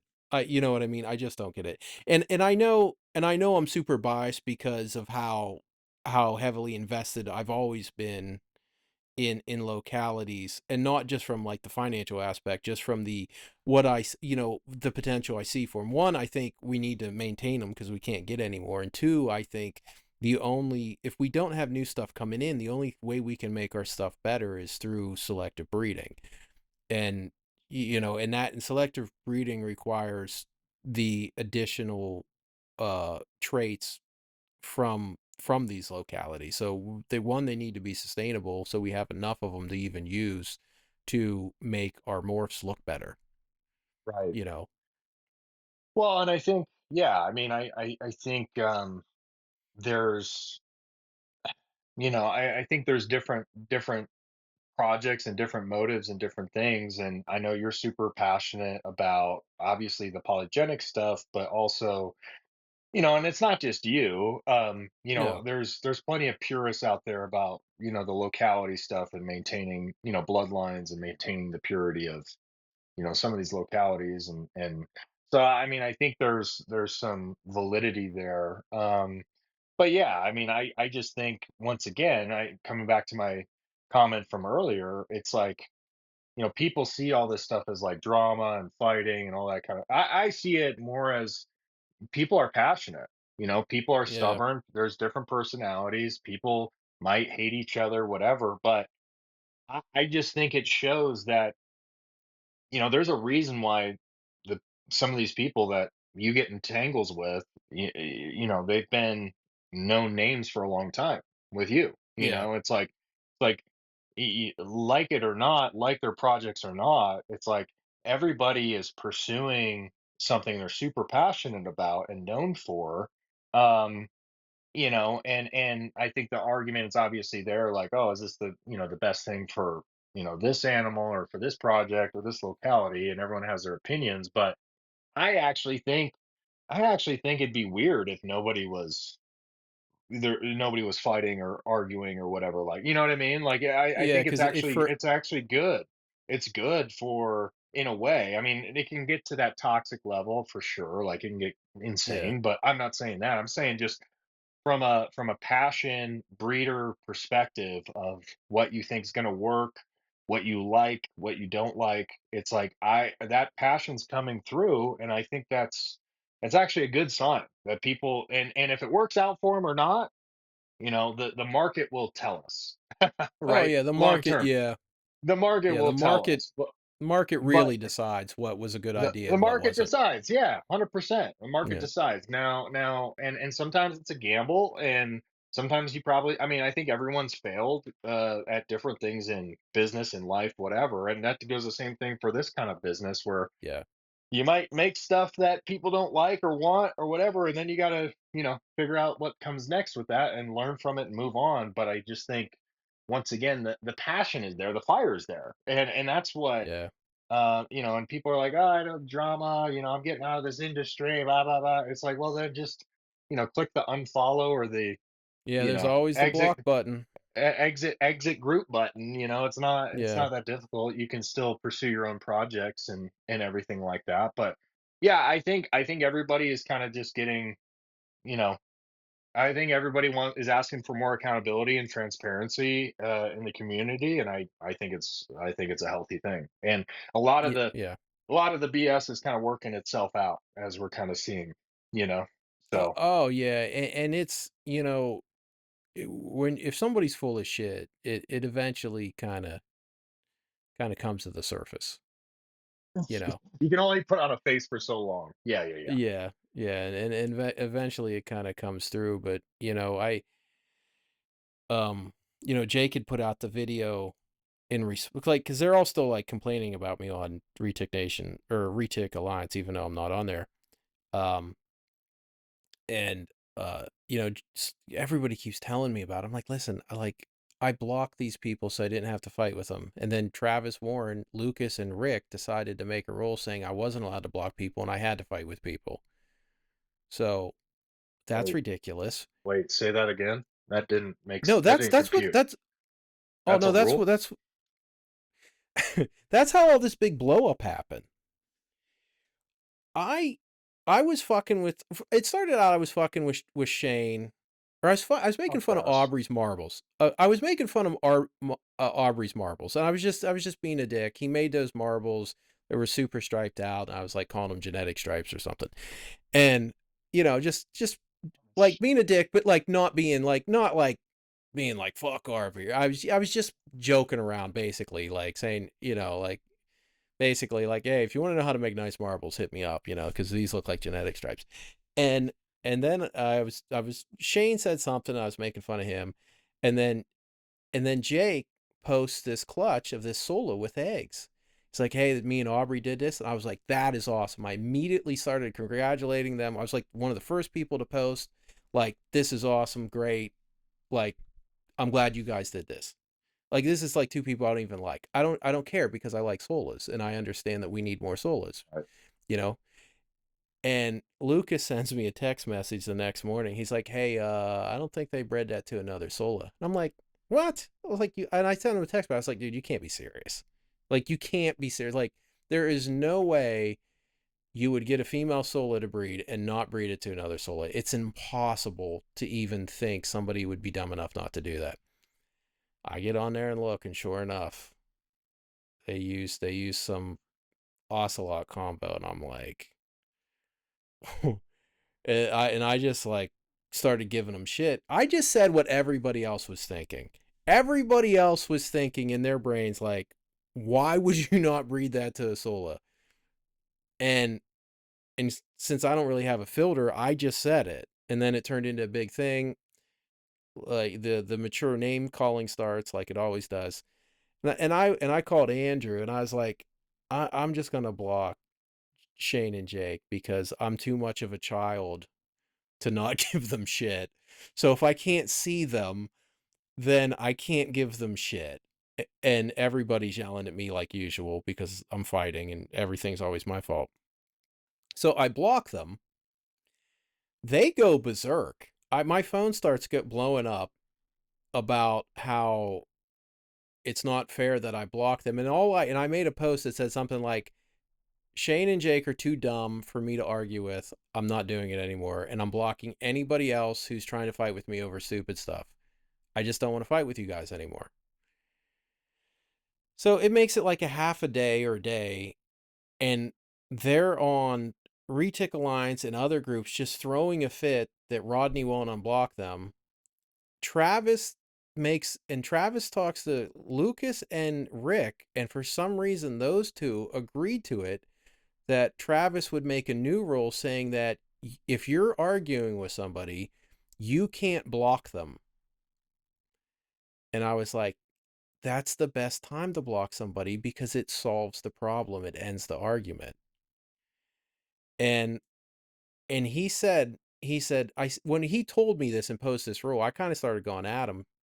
And I was like, there is no way the other admins thought this was a good idea. There's no way the other admins thought it was a good idea to make a rule that says Rodney has to fight with people. It's not a good idea. And Rules are off. sure as shit, he posts the screenshot of Rick and Lucas saying thumbs up. And I was like, well, fuck you two. And the more I thought about it, I was like, that piece of shit wants me because people love watching me fight. People love watching me fight with people. And I That's know why they Travis tune loves in. it. That's why they Yeah. tune in. Yeah, that's why they tune in. And and um I was like he did this, so I unblock Shane and Jake and then fight with them. and I don't want to fight with Shane and Jake. And I was like, and this is such a dumb role. I call Andrew. I'm like, listen, I said, I'm about to like be really bad. He's like, what are you going to do? I said, I'm going to go at Travis so hard that he has to block me and break his own rule. So for 3 fucking hours straight, Oh no. Oh no. for, Oh my gosh, for, Rodney, dude. for 3 hours straight, I publicly motherfucked him on Retic Alliance while Oh my privately sending gosh. him really bad stuff. But there's no rule that says you can't privately send horrible things to people. There's no Retic Alliance rule that says I can't message another member privately in DMs and like say horrible things about them and their family. There's no rule against that, so I wasn't breaking any rule. And there was and he made a rule that said you can't block people mid argument. So every post was like, you're a fucking scumbag piece of shit that's such a pathetic fucking loser that you want to try to make me fight with people. So now we're fighting, and per your rule, I can't block you and stop fighting. So I just have to keep telling the world what a scumbag piece of shit you are. Oh my And gosh. and I did that for 3 hours until he blocked me. So He blocked you? he blocked me and then he kicked me out of the group. Oh my And gosh. Andrew's like, there's no, it's like, because Travis usually doesn't get worked up, and I was like, I will be as awful as I have to be to get him to block me, just to make the point that it is a dumb fucking idea to tell people on a Facebook group that they have to be subjected to that kind of verbal abuse. And that's all it was. That was my whole point. In it was so bad. I had multiple people hit me up for a wellness check. People I don't know hit me up today and said, "Listen, I have some family members that have manic episodes. I'm just checking in." Gosh. I'm and checking and uh, I'm and checking in with you, dude. and Oh my I was like, gosh. I had multiple people check in that I don't personally know ask me if I was okay and doing all right. And I was like, hey, I was actually like, hey, I really, that's actually really nice that we don't really know each Checked in on other. me. Well, And I that's had to send the oh, go ahead. and I had to send them a message that I was like, no, I can just turn on crazy and appear like a psychopath if I need to. And I had to explain to the one dude, I was like, no, what I was actually doing is what what I just told you. I was like, I wanted to show Travis that it's a really bad idea to try to tell people they have to subject themselves to You have to engage. dialogue. Yeah. And yeah. And I'm like, first of That's all, we all wild. have a yeah, it's like, first of all, we all have a First Amendment right to free association, and you are freely to not associate with whoever you choose. And and I was like, and I even said in some of the posts, as I was motherfucking them, I said, Do you think anybody should have to put up with this shit from me? Do you think it's a good idea to have a role? The what I'm doing to you now, you think that's something somebody should have to put up with? Well, Who makes it's just crazy to I mean, it's just crazy to me and people uh, it's you're always I feel like for the most part you're always fighting with the same people too. So like Yeah, the idiots. thing the thing is well the crazy thing is like you know um if you make that decision to bow out or to block whatever and Yeah. you're pulling yourself out and they're saying no you got to come back into the ring, it's like I don't know, I that's came pretty back into the wild to me. ring. I came back into the ring, and Travis wanted to watch me. Travis is supposed to kind of be friends with me, Shane, and Jake, but he wanted to watch us fight. It's like, me and him are acquaintances. He's supposed to be friends with like Shane and Jake. You know what I mean? And that's what I thought was fucked up. I was like, why do you want to watch? I am like ruining your friend's day. They have been in a bad mood for fucking 48 hours because of me. And you want it to keep going because I am just like, I'm really good at being sarcastic and relentless with it. and they get mad and I'm just laughing, you know what I mean? And I was like, "No, I'm not gonna be mean. I'm not gonna unblock Shane and Jake and be mean to them. I'm gonna be mean to you, Travis." So, and that's what I told him. I said, "All my hatred is now focused solely on you, Travis. Here we go. 3 hours fucking straight. Just Dude. it, Oh, it was Rodney. like 50, 60 posts just and I Meme was after like, meme. dude, I didn't even use memes. It was just me verbally abusing Travis. And then I'm not even gonna tell you the fucking pictures that I sent him because privately I sent him some stuff because that's not technically against the rules. And it finally set him off that he blocked me and threw me out of the group. And I was like, maybe you shouldn't make rules that says Rodney has to fight with people. But his argument was, you're being a pussy. um you created this group for this stuff. It's like, no, I didn't. I created Retic Alliance. So because I've been censored everywhere I've ever went for Retic groups for telling the truth. Well, for two reasons: one, being a dick, and two, telling the truth. And I was always censored when I tried to tell the truth about Jay. I was always censored when I tried to tell the truth about the locality stuff Kevin was lying about, and I really got censored when I was trying to tell everybody Garrett was lying about pretty much everything. So when we started, I went to a group of retic breeders and I started Retic Alliance, and I went to Shane, I went to Jake, I went to Travis, I went to who else did I go to? Eric, uh uh tons of people, Weston, and and they're like, "Listen, Rodney, we'll do this. Well, Shane bowed out after like wasting our time for a week and writing these long fucking diatribes of his opinions about everything that no one cared about. And that was actually when I actually like kind of stopped liking Shane, when like we would try to have a conversation, he would write this novel about nothing, and I was like, "Oh my god, this person is so fucking annoying."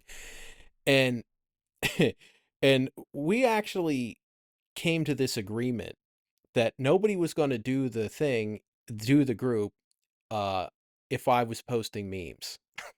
So I had to make this agreement with everybody involved Post that memes. that they're, yeah, because technically fucking Retic Alliance has a no meme rule, and I had to I didn't compromise. I'm like, read through dude, the I rules. love. Yeah, well, nobody does because nobody follows them because I'm not an admin anymore, so nobody enforces any of the rules. So I make so there was a compromise. I said, listen, I will give up memes, which I really don't want to give up memes, but if somebody comes on here and lies about genetics, about bloodlines, I can fucking call them out. I can go at them. They're like, no memes. If somebody lies, you handle it. And Travis tried to throw Ah, that in my face and say, no, that's what you created this for. I'm like, no, I didn't create this so me, Jake, and Shane could call each other retards and assholes. I created this group. I created this group ah. so Garrett couldn't lie about shit. Samson couldn't lie about shit. Kevin couldn't lie about shit. I created that group so there was a place online on Facebook where the people that were lying about shit would get called out if they tried it. And Right. it allowed, and it gave everybody new in Retix a place to go where they knew they would not get lied to about bloodlines. And that was the whole reason I created Retic Alliance. And I tried to bring in all of these people that normally I didn't get along with. And I was like, let's all get along. I even said, hey, hit up Aubrey. If Aubrey wants to be a part of this, Aubrey can, well, he didn't because whatever. And then Shane backed out. And since Shane backed out, follow the leader, fucking Jake, he took off too. And then it turned into a mess when they needed me to be the bad guy and put out all that Samson information, and then they didn't like how I did it. It's like, well, was there a good way to do this? Was there? What is the right way? Yeah, No one there else was stepped up. only, yeah, there was the way I was going to do it, and then there was like, I guess the nice friendly way that they weren't willing to do. So I was like, well, I'll do it my way, which is going to be a train wreck. And, Well, I think you Weston know, still has the domain for like the Samson yeah, yeah, website and all that. So like, yeah, how much worse can it get? You know what I mean? yeah, Like, yeah. And, but they didn't like what I did was, when I dropped all that, I started listing names of everybody I knew was working with Samson. And it was some of their friends. And I was like, and they're like, what are you doing? Why are you going after this person? You going after this person? It's like, I'm not going after this person. I just dropped the largest case of animal abuse for retics that anybody's ever seen. Everybody's going to go into survival mode. And we want to take down Samson. And if he has a big crew of support around him, we won't be able to hurt him. So, and people didn't understand why I was like started naming names of like this person's line, this person's doing breeder loans, this person's doing breeder loans, this is the deal they're doing. And they're like, why are you attacking all these people? It's supposed to be about Samson. I'm like, I'm isolating Samson. I'm sorry none of you are smart enough to understand what I'm doing, but I have to isolate him. And because and it worked. Everybody went into like, hey, I didn't know, I didn't do this, and blah blah blah. The only person that backed Samson in that whole thing was Gavin. Gavin came out and was like, no, he makes that he wrote him that love letter or whatever and posted it on Retic Nation about how Samson was such a great guy, even though I just posted, 1,000 videos of tortured animals. And it worked. And everybody just fled from Samson. right? And, and everybody, but, people didn't understand like um, why I would handle it that way. And I was like, well, there's no good way to do this. I can be effective or I can be ineffective. And Chris McVicker to this day hates my guts because of something I did. Um I don't think I've never put this story out there, but I'll put it out there. There was this character, well, his name was Bill Smay. Bill Smay started getting to be good buddies with Samson and was getting information out of old Samson. And it was during this whole thing before the shit came out, and it was Jake and fucking Chris McVicker kind of started posting stuff. They're like, we think Bill Smay is Rodney. We really, and I was like, I remember that actually. Bill Smay was like popping up or something. yeah, yeah, Bill Smay was popping up, but Bill Smay was working out some deals with Samson, and Samson was feeding Bill Smay some information. And I was like, man, we don't want Bill Smay to get his cover blown. And I was like, I'm not saying I was Bill Smay, but I'm saying is if I would have told Jake I was Bill Smay, there's a 99.9% chance it would have got to Gavin and Gavin would have ran right to Samson. And I was like, how can I get Chris and Jake not to think I'm Bill Smay? I was like, I'll act crazy. So, so I fucking get them in a group chat and just start motherfucking them. You fucking piece of shit. You're saying I'm fucking Bill Smay and I'm calling fucking Chris McVicker a fucking southern retarded fucking illiterate asshole. Oh my And, gosh. and they're like, fuck you. They're like, well, anyway, so like they walked away from the conversation like, there is no way Rodney's Bill Smay. And, and, you know, I the shitty thing is, I couldn't say I'm Bill Smay because fucking Jake wouldn't have kept his mouth shut. So I had to get Chris McVicker to hate me, you know, just to fucking be able to get this information, from Samson and help get some more information out there on what he was moving, where it was going, and it was just a weird situation.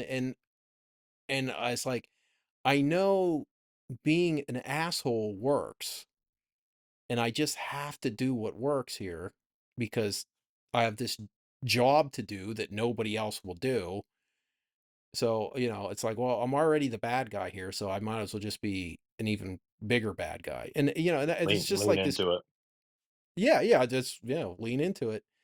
And I could have told Chris like, hey man, could you not just keep this stuff quiet? But if I would have told fucking you know, Captain Gossip Jake, that would have went right to Gavin, right to Samson, you know. Mm, And he yeah. got see Samson was feeding Bill Smay information about all the shit he was doing with Garrett.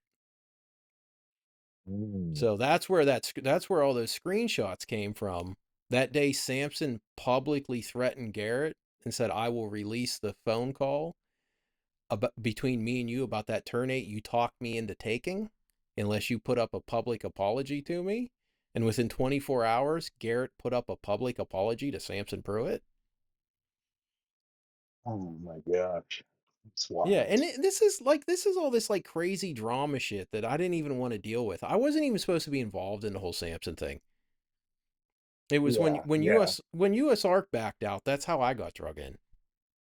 Well, and Cuz I US found Arc out I found out around the same time you did. Like literally, yeah, I was I was privy to a lot of that information before it.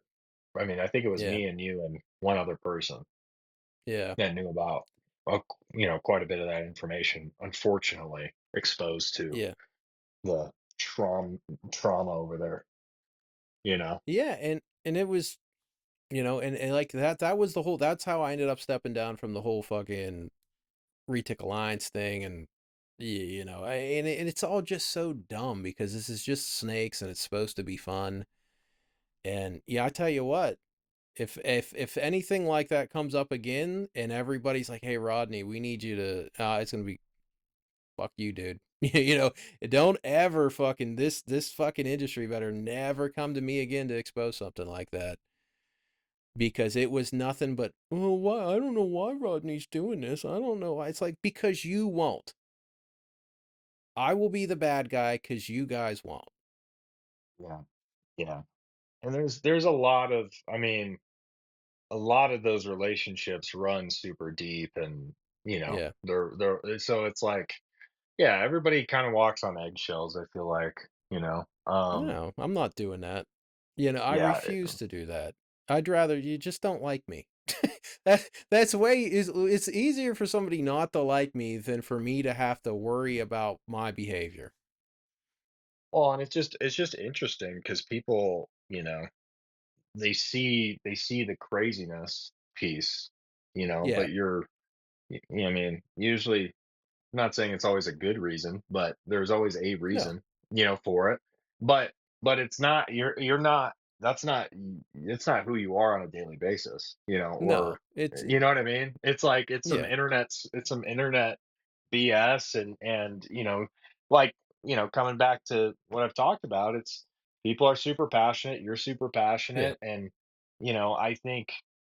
I think people, even if they don't like you, need to under have some depth of understanding of the why, because a lot Yeah. of people's feelings that were hurt, I'm not saying you haven't done other things, but some of that did come from the Samson stuff too. That's still Oh lagging or yeah. whatever. It's like, guys, like, get over it. Like, I don't know. I mean, I don't know. Like, it's like Yeah. everybody, and that's the thing, is like the people that always, that are chirping or involved too. It's like, there's a reason why those voices matter, is because they've been in it Mhm. for a long time. And most of them, I don't know them personally or whatever, but most of them are working on legitimate projects that are helping push things forward, Yeah. if you like them or not, you know what I mean, or if you like the projects or not. So it's like, there's got to be, and I think there is, even if they don't admit it, like, or everybody doesn't admit it, but there is a level of respect, for Oh people yeah. doing their thing. You know what I mean? And so I just think the portrayal of, oh, this person said this person said that. I mean, it's just, Yeah, it is and what it I've is. I've always respected I've always respected the time Jake's put in. I've always respected the time Shane's put in. I respect the amazing animals Aubrey's made, but I mean I lost all respect for Travis Warren. When I looked at his decision to make a role that was just going to lead to a massive amount of fucking chaos, and that was going to be directed towards his friends. I'm like, you don't. you don't do that to your friends. Like, I mean, it's one thing like to fuck with me, but like Shane and Jake are supposed to be his friends. Like, why in the group? The whole reason the group was started was so like new people had a place to get honest information. Yeah, not see some squabbles. Yeah, Yeah, you know. yeah, not and it's like, and that's what I told him last. When I went at him for 3 hours, man, I was like, hey, you wanted Rodney to be crazy. You wanted Rodney to fight. You wanted your show. Here's your show, Well, dude. and the thing is, I sent him a fucking picture. The thing that made him snap was I took his fucking picture. It's him and his wife, and this is uh-oh, way out of line. It's way out of line. And I took his picture. It's him and his wife, and I made it my profile picture, and it said "fuck you and your whore wife." uh-oh. Yeah, And yeah, that's dude, that's that's rough. way out of Way line, out of line. way Way out of out of line. line, Rodney. And I sent it to him privately, and I was like, well, you know what? There's no rule that says I can't send you a picture of you and your wife that says "fuck you and your whore wife" in the rules. So I guess I'm good. There's only a rule that says I have to fight with you publicly. And that's actually what pushed him over the edge because I guess it made it personal. Well, I made it personal off the page though. That was between us. That wasn't between. That had nothing to do with these rules. I was following the rules that said that once you get into an argument, you have to continue to engage. It's like that is the I worst didn't idea I've ever heard. I didn't even know that that rule existed. And the It sad didn't. part is the sad well, yeah, I guess it was a new rule, but the sad part is, Rodney, is like, honestly though, that page, Retic Alliance, I think, I mean, it was my, I think it was my favorite page, because people were active in it. People were posting Yeah, their I clutches. was I was super active, even without being an admin. I was like the main contributor to Well, Retic yeah, and Alliance. it was like people I felt like were, engaging. There was some really Mm-hmm. good feedback, and most of it was genuine and positive, Yeah, and now there's, I don't know how many groups. I'm a part of 15 retic groups, and it's like, you know it's yeah. like it's crazy, and it's like it's crazy that um people get their feelings hurt, or people, start, sounding off and writing these novels about, that are super passive aggressive about this person or Mm-hmm. that. It's just like, dude, I'm over this, man. Like, I don't have time to read this. Well, the other It's thing crazy. is the people that come out the woodwork to bitch at me when they don't like what I'm saying. One, you can block me, and I just always remind them of that. But two, the other thing is I'm constantly being told I need to be positive. It's like, well, what about all this positive shit I put out? Like that same day, I'd put out a thing saying, hey, what do you want to see on my website? I'm putting out as much free information to help people as possible. And I put out the Gebby and Ciao write up. I can't, we don't have Gebbies or Ciaos in this country. There's no marketing ploy there. They're just cool retics that I happen to know about that probably nobody else knows about, at least in the US. So here you go. I took the time, I did a little write up, I put the pictures in, put it on the website, put the link. There you go. There's some free information. Why zero likes, zero comments from these people that you need to be positive. You need to put out good information. Why don't you ever pay attention to any of the positive stuff I put out? That and Well, that's where, that's frustrating that like it's like if you want to fight with me, just tell me you want to fight with me. I will fight with you. I will make a meme about you. I whatever you want, I will be awful. I don't mind. Just tell me you want to fight with me and I'll fight with you. If I have well, I time, think we I'll need. fucking argue with you. I think, I'd moderate a little debate or podcast. It's like, why don't we, you know, I'll pay per view it. Dude, Let's put yeah. Do you know what let's would do happen let's do though? yeah, let's do something. I'd moderate it, or do Well, my what best to. what I would get a kick out of would be me, and you can pick. any of the breeders. And I would say, instead of us fighting, why don't we let people ask us questions about retics? And I'll be like, and you guys can have your entire team. It can be 10 of you, and it'll just be me. And we'll let people ask questions. And we'll see who can answer those questions. Yeah, and it won't go well for them. I can promise you, you take Team Retic Nation and that crew versus me in a competition of answering questions accurately and informatively about reticulated pythons. I'll Maybe they we do pick a 10 of them. maybe we do we do Yeah. a double Jeopardy, a Jeopardy or a trivia, and Yeah. I don't know. I just think it's like, you know what they say about when there's tension or whatever, and you've got Mhm. two sons, it's like you let them fight it out, right, or Oh whatever. yeah. Now, and granted, with this whole Travis thing, I mean, it sounds like he was just trying to instigate it or Oh, keep he the fight definitely going. just But yeah. but but but but at the same time, I'm just talking like, um, number one, it'd be entertaining. But number two, I think honestly, like I would love to get more information and hear everybody's takes, and Yeah. honestly, like because I feel like people, especially people that have been in the industry for a while, they share a lot of information in regards to their own personal projects, right, and what they're working on, which I think is Mhm. cool.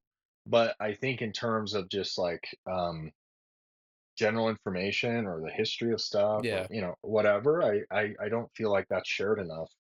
And that's all interesting. I mean, people that really care about this industry and are passionate about these animals, like, it's cool. It's cool to know. And I didn't even know you existed. I didn't even know your part in the whole super dwarf stuff until year and a half, 2 years ago. And so it's like, and that's a big part of the super dwarf in the USA's history. It's Yeah. like there's a lot there. But no, I mean, honestly, like um I'd be generally interested in keeping it on task, or focused on the topic of reticulated pythons. Like, I would be genuinely interested in a Dude, and I podcast or love something. talking. I love talking to people about retics. Oh I yeah, me love too. doing it. I mean, Me I too. don't even, I love talk. I don't have to even like you, and I will talk to you about retics because I enjoy talking about retics. You know, and I just, it's, and I've been trying. I've actually been really good not fighting with people. And when I was fighting with Shane and Jake, I was like, what am I doing? I've been being good. I've been staying out of this shit. And I was like, the best thing for me to do is block them. That way we're just not going at each other. Yeah. And and I thought cuz I talked to Lucas right before right before Travis posted that bullshit. I called Lucas and he was getting ready to do they got a thing with Nathan Hess coming out this week. They're talking to him I about saw those that. eggs or whatever. Yeah. And Cool. I said, "Lucas, how is it possible that me blocking two grown ass men so we don't fight made it worse?" And he's just laughing. He's like, "I have no idea." I was like, "How is that? Everybody told me to quit fighting with Shane and Jake, so I quit." And they're trying to say I was talking shit on them afterwards. I wasn't. I was just like, I think they're dumb. I don't want to talk to them anymore. you know. And then I went back to posting like stuff about island localities and that kind of stuff. And I thought that was the end of it until uh Travis made that new rule. Yeah, and I think, once again, I mean, I think it's there's I mean, and the amount of time too with some of it, it's just such a waste of Yeah, time. it's a giant waste of time. It's It's a like, giant waste of time because there's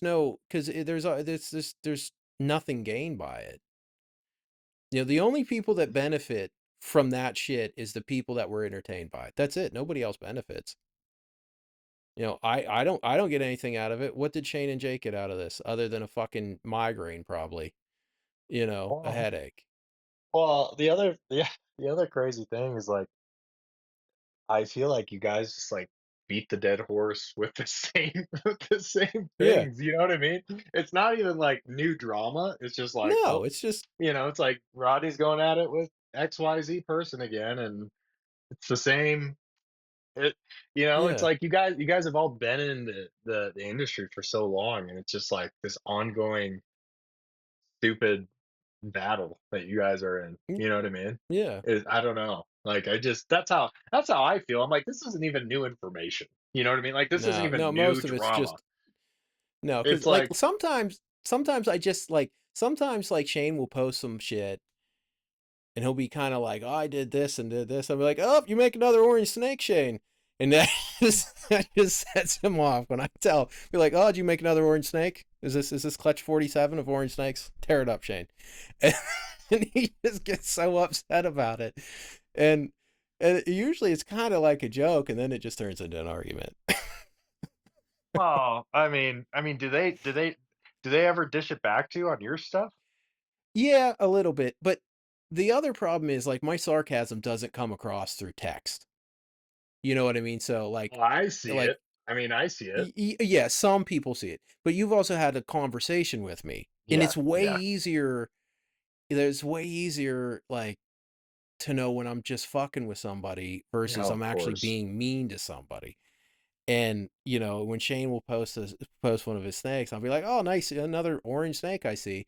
It's like it's more of a joke than it is like me trying to be mean to Shane, but he gets all upset by it, and then it just goes downhill. Well, it's funny because, like I said, you guys have been in this for so long that you know what sets each other off. Yeah. Do you realize that? Like that's the crazy part about it. Is like this Yeah. is Very this is like ongoing. You know what I Yeah, mean? very few things actually set me off. 99% of the time when I'm acting crazy, it's it's just an act. Cuz people are like, "Oh," cuz like one guy was like, "I bet you're there like punching the air." And I'm like, "Yeah, like no, I'm doing the dishes." Like I'm fucking punching the air. I'm just cleaning up the kitchen, Another buddy. another day in Yeah, the office for me, buddy. You know? yeah, it's like, yeah, this is yeah, like you're talking to a professional internet troll. Like if you think I'm getting worked up making watching you getting worked up. I'm not. Like So does this mean that the memes are coming back now that you're out of the group? I don't know. I don't know if they'll let memes I started posting memes because nobody was following the rules. And I don't know because dude, there's not supposed to be any shit like it's supposed to be retic related.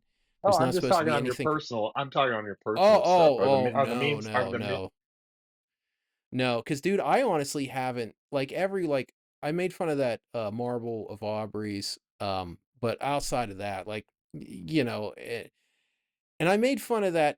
And the reason I made fun of that marble was because there was an ongoing joke that those marbles were going to be awful because of what he used to make it.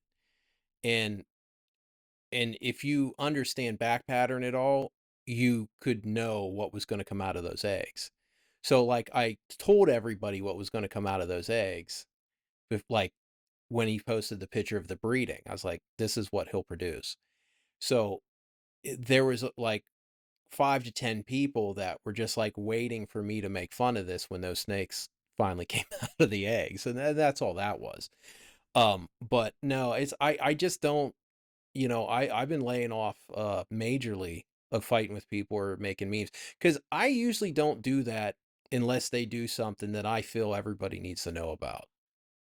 I mean It's that's true. usually my You're that's that's yeah that's usually the way that you drop news. I've yeah noticed is like, yeah I okay, use this is me something to pay attention to. Yeah, Yeah, and people don't understand why I use memes. It's like, well, if you'd looked into any research of how efficient memes are, it's crazy. The politics memes and everything, like yeah, it's crazy. Yeah, they're like, you're childish. Why are you doing this? I'm like, because if you look at the data, a meme is one of the most efficient forms of communication.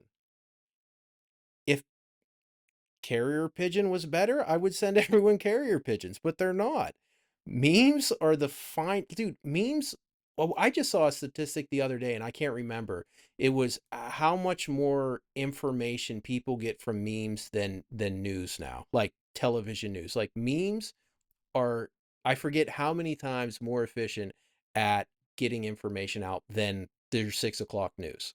They don't even touch Well, the memes. crazy thing is, you try not to, put people in a bubble or judge people on Yeah, whatever, but it's like I do the same thing. People can get a good gist of who I am from the yeah, content I share or the content I yeah. post on, my stories and stuff. And I try to keep it positive, but you can usually get a good reading of where people stand by Oh if they're yeah, sharing memes, right? You're like, oh "Oh, yeah. okay, this guy feels this way about this topic Yeah, or politics, whatever." fucking yeah, politics, like Aliens. their type of humor that they're into. Yeah, you that's all information that you get from memes, and yeah, that's a meme is a excellent way to, you know, and one of the reasons a meme is actually so effective, and it's so much more effective than just typing something, is because it's the visualization of the idea you're trying to convey. That's actually why a meme works so well, because it's an idea, but it's a picture of the, but it also allows you to visualize it because you look at a picture while thinking about the idea, and that's why they work so well. Well, think about, 100 years ago, caricatures in the newspaper and stuff. It was the Yeah, same thing. Like it's the yeah, it same was just message, a memes. visual Yeah, representation. You know what I mean? yeah, yeah. They would make a political joke with a little cartoon. You know Yeah, that's yeah, what it, and that's why, because it conveyed a specific thing, and it had the visualization of that, of the concept itself. It's the concept and the visual aspect of the concept, and that's why they work. So right, that's why I right. use them, because they're an excellent form of communication. It's not because, you know. Plus, I love memes, dude. Dude, like a funny meme.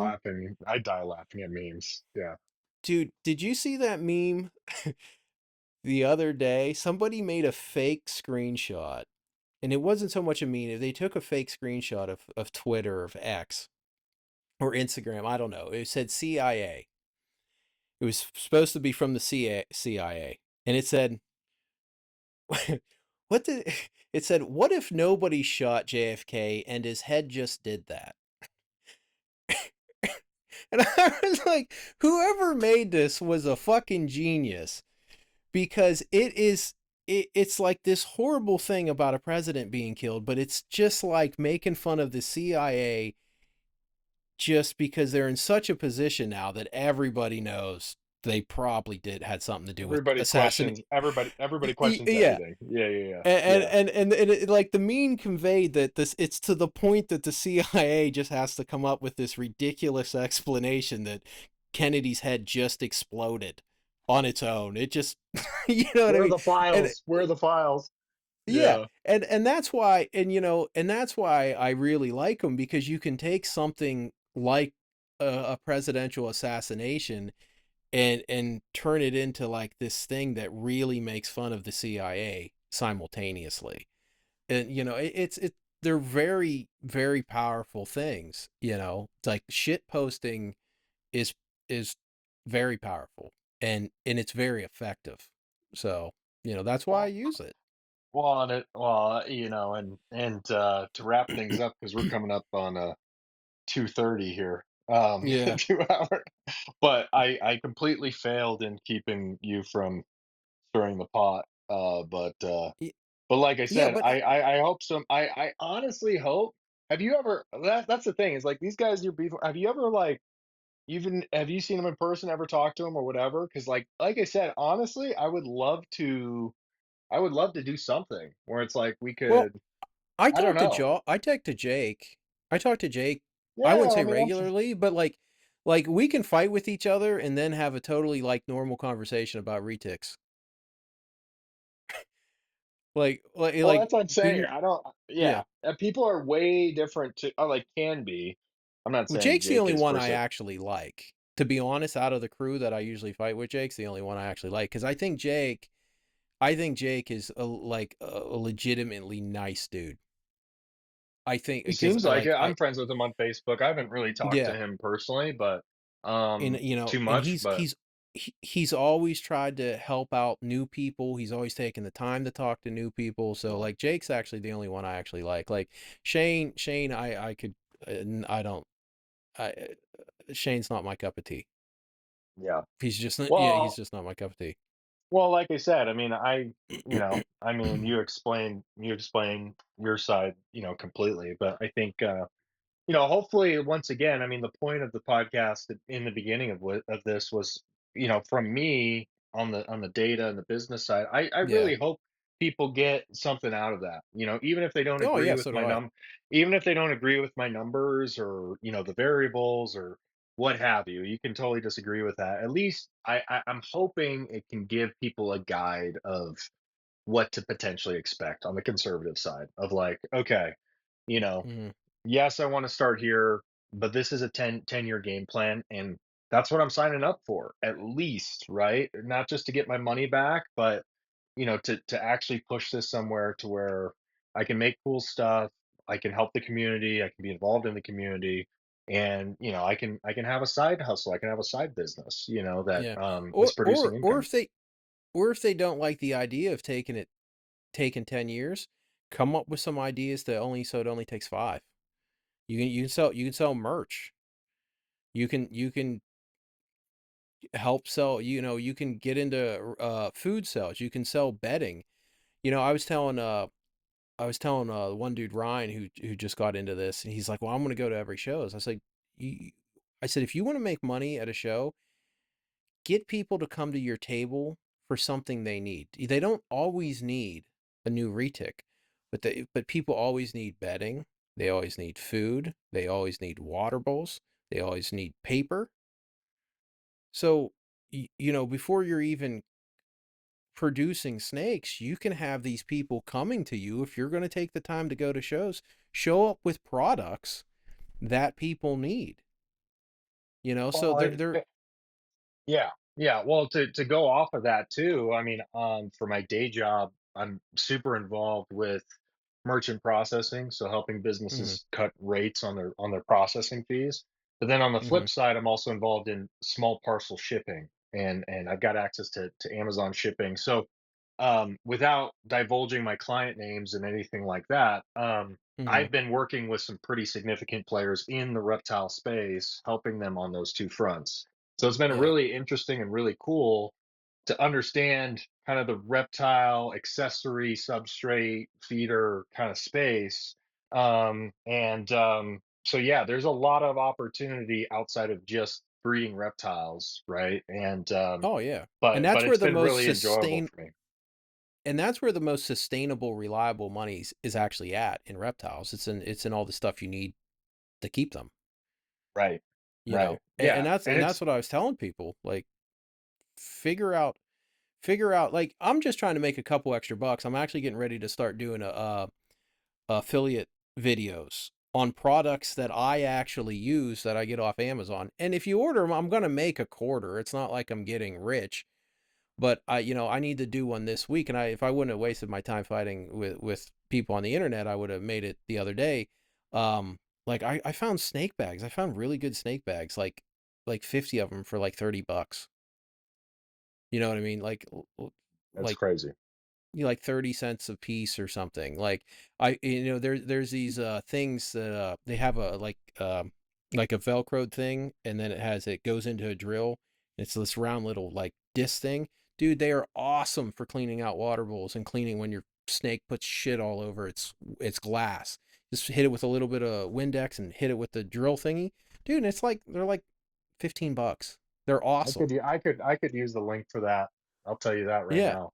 And I was But like, well, if I can make a couple bucks, like it's a couple bucks because like I said, I don't make any money for the free information I put out. right, You know, right. Well, and there's ways to monetize and do some of that. But yeah, it's been really interesting kind of looking behind the curtain on some of these reptile supply companies and some of these different things, some of these people I'm working with. Um, there's a lot of opportunity there, and there's also yeah, there's a lot of opportunity for savings as well. And so Yeah. me helping trying to optimize, that's the other cool thing about what I do is they kind of blend, right? I'm obviously I've got my own retic stuff, but then on the day to day working with some of the reptile companies, being able to help them add, 50, 60, $70,000 a year to their bottom line is Yeah, significant, that's right? huge. So it's been really rewarding, really fun, and so I'm just continuing to kind of connect with hopefully some even bigger players in the coming weeks and months um to see what I can do to help them on the business savings side. But Yeah, anyway, if you could get shipping down on substrate, on paper products, on caging, man, that would be huge. yeah, I've got some caging, I'm working with a couple caging companies right now. But yeah, if people have plugs or people have connections to any of those companies, I mean, I can guarantee we can save them quite a bit of money because Really? oh yeah, like UPS and FedEx, unless you're doing millions and millions of dollars a year, they're raking you over the coals. So, one of the benefits is we've got a contract directly with Amazon because Amazon's trying to compete with UPS and FedEx now on the carrier Oh, side. really? And so, yeah, so we can guarantee usually 10 to 20% savings guaranteed on Really? on their small parcel shipping. Yeah. So Wow. paper products, substrate. So I'm trying to get in with some of the bigger players, like Zilla and some of the, Yeah. PetSmart and stuff like that. So I'm trending that way. But yeah, it's been really rewarding, really fun, and a lot of these business owners, they're so focused on their product or the reptiles or the animals. It's like some of these other things just they sign up for whatever's convenient and they're getting reamed, right? So, Oh, yeah. um, I'll tell you what, man, cypress, pure cypress mulch, pure like double ground extra fine cypress mulch, like that's a huge thing. And right. the problem is the shipping. The shipping on it's horrible. Yeah. Well, and You I'm know. I'm a big fan of I'm a big fan. What I use is Brian Barczyk's product, Reptile Prime, and Okay. I buy it off of Chewy. But man, that product is awesome. And I know there's a lot of different products that people use, but I just you know um, yeah, there's just a lot of opportunity, a lot of different substrates, and people have their reasons for why they use what they use. But Mhm. I have found for retics like the absorption rate Reptile Prime, just the normal stuff, not the extra fine, but just the normal Reptile Prime is the best.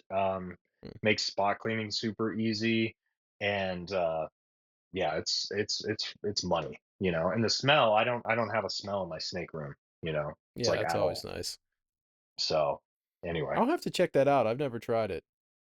yeah, I mean, I'd give it a go. I mean, I buy it in bulk, so you can buy it for discount if you buy multiple bags of it. But Mhm. my all my enclosures are 4 feet by 30 inches deep by 2 feet tall, and I use Yeah. usually like one bag of enclosure.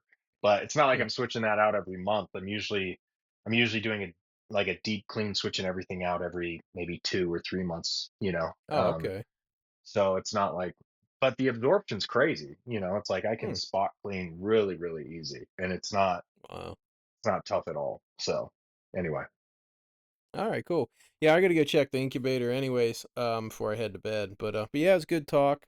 I don't think I'm gonna edit any of this. I'll just let everyone get mad. just I don't. just let it run. I tried, Rodney. I tried. We started Yeah. great. We started great, and Yeah, we started great. we But ended good whatever, too. But it is yeah, what but it yeah, is. yeah, don't hang up yet. Let me stop this. All right.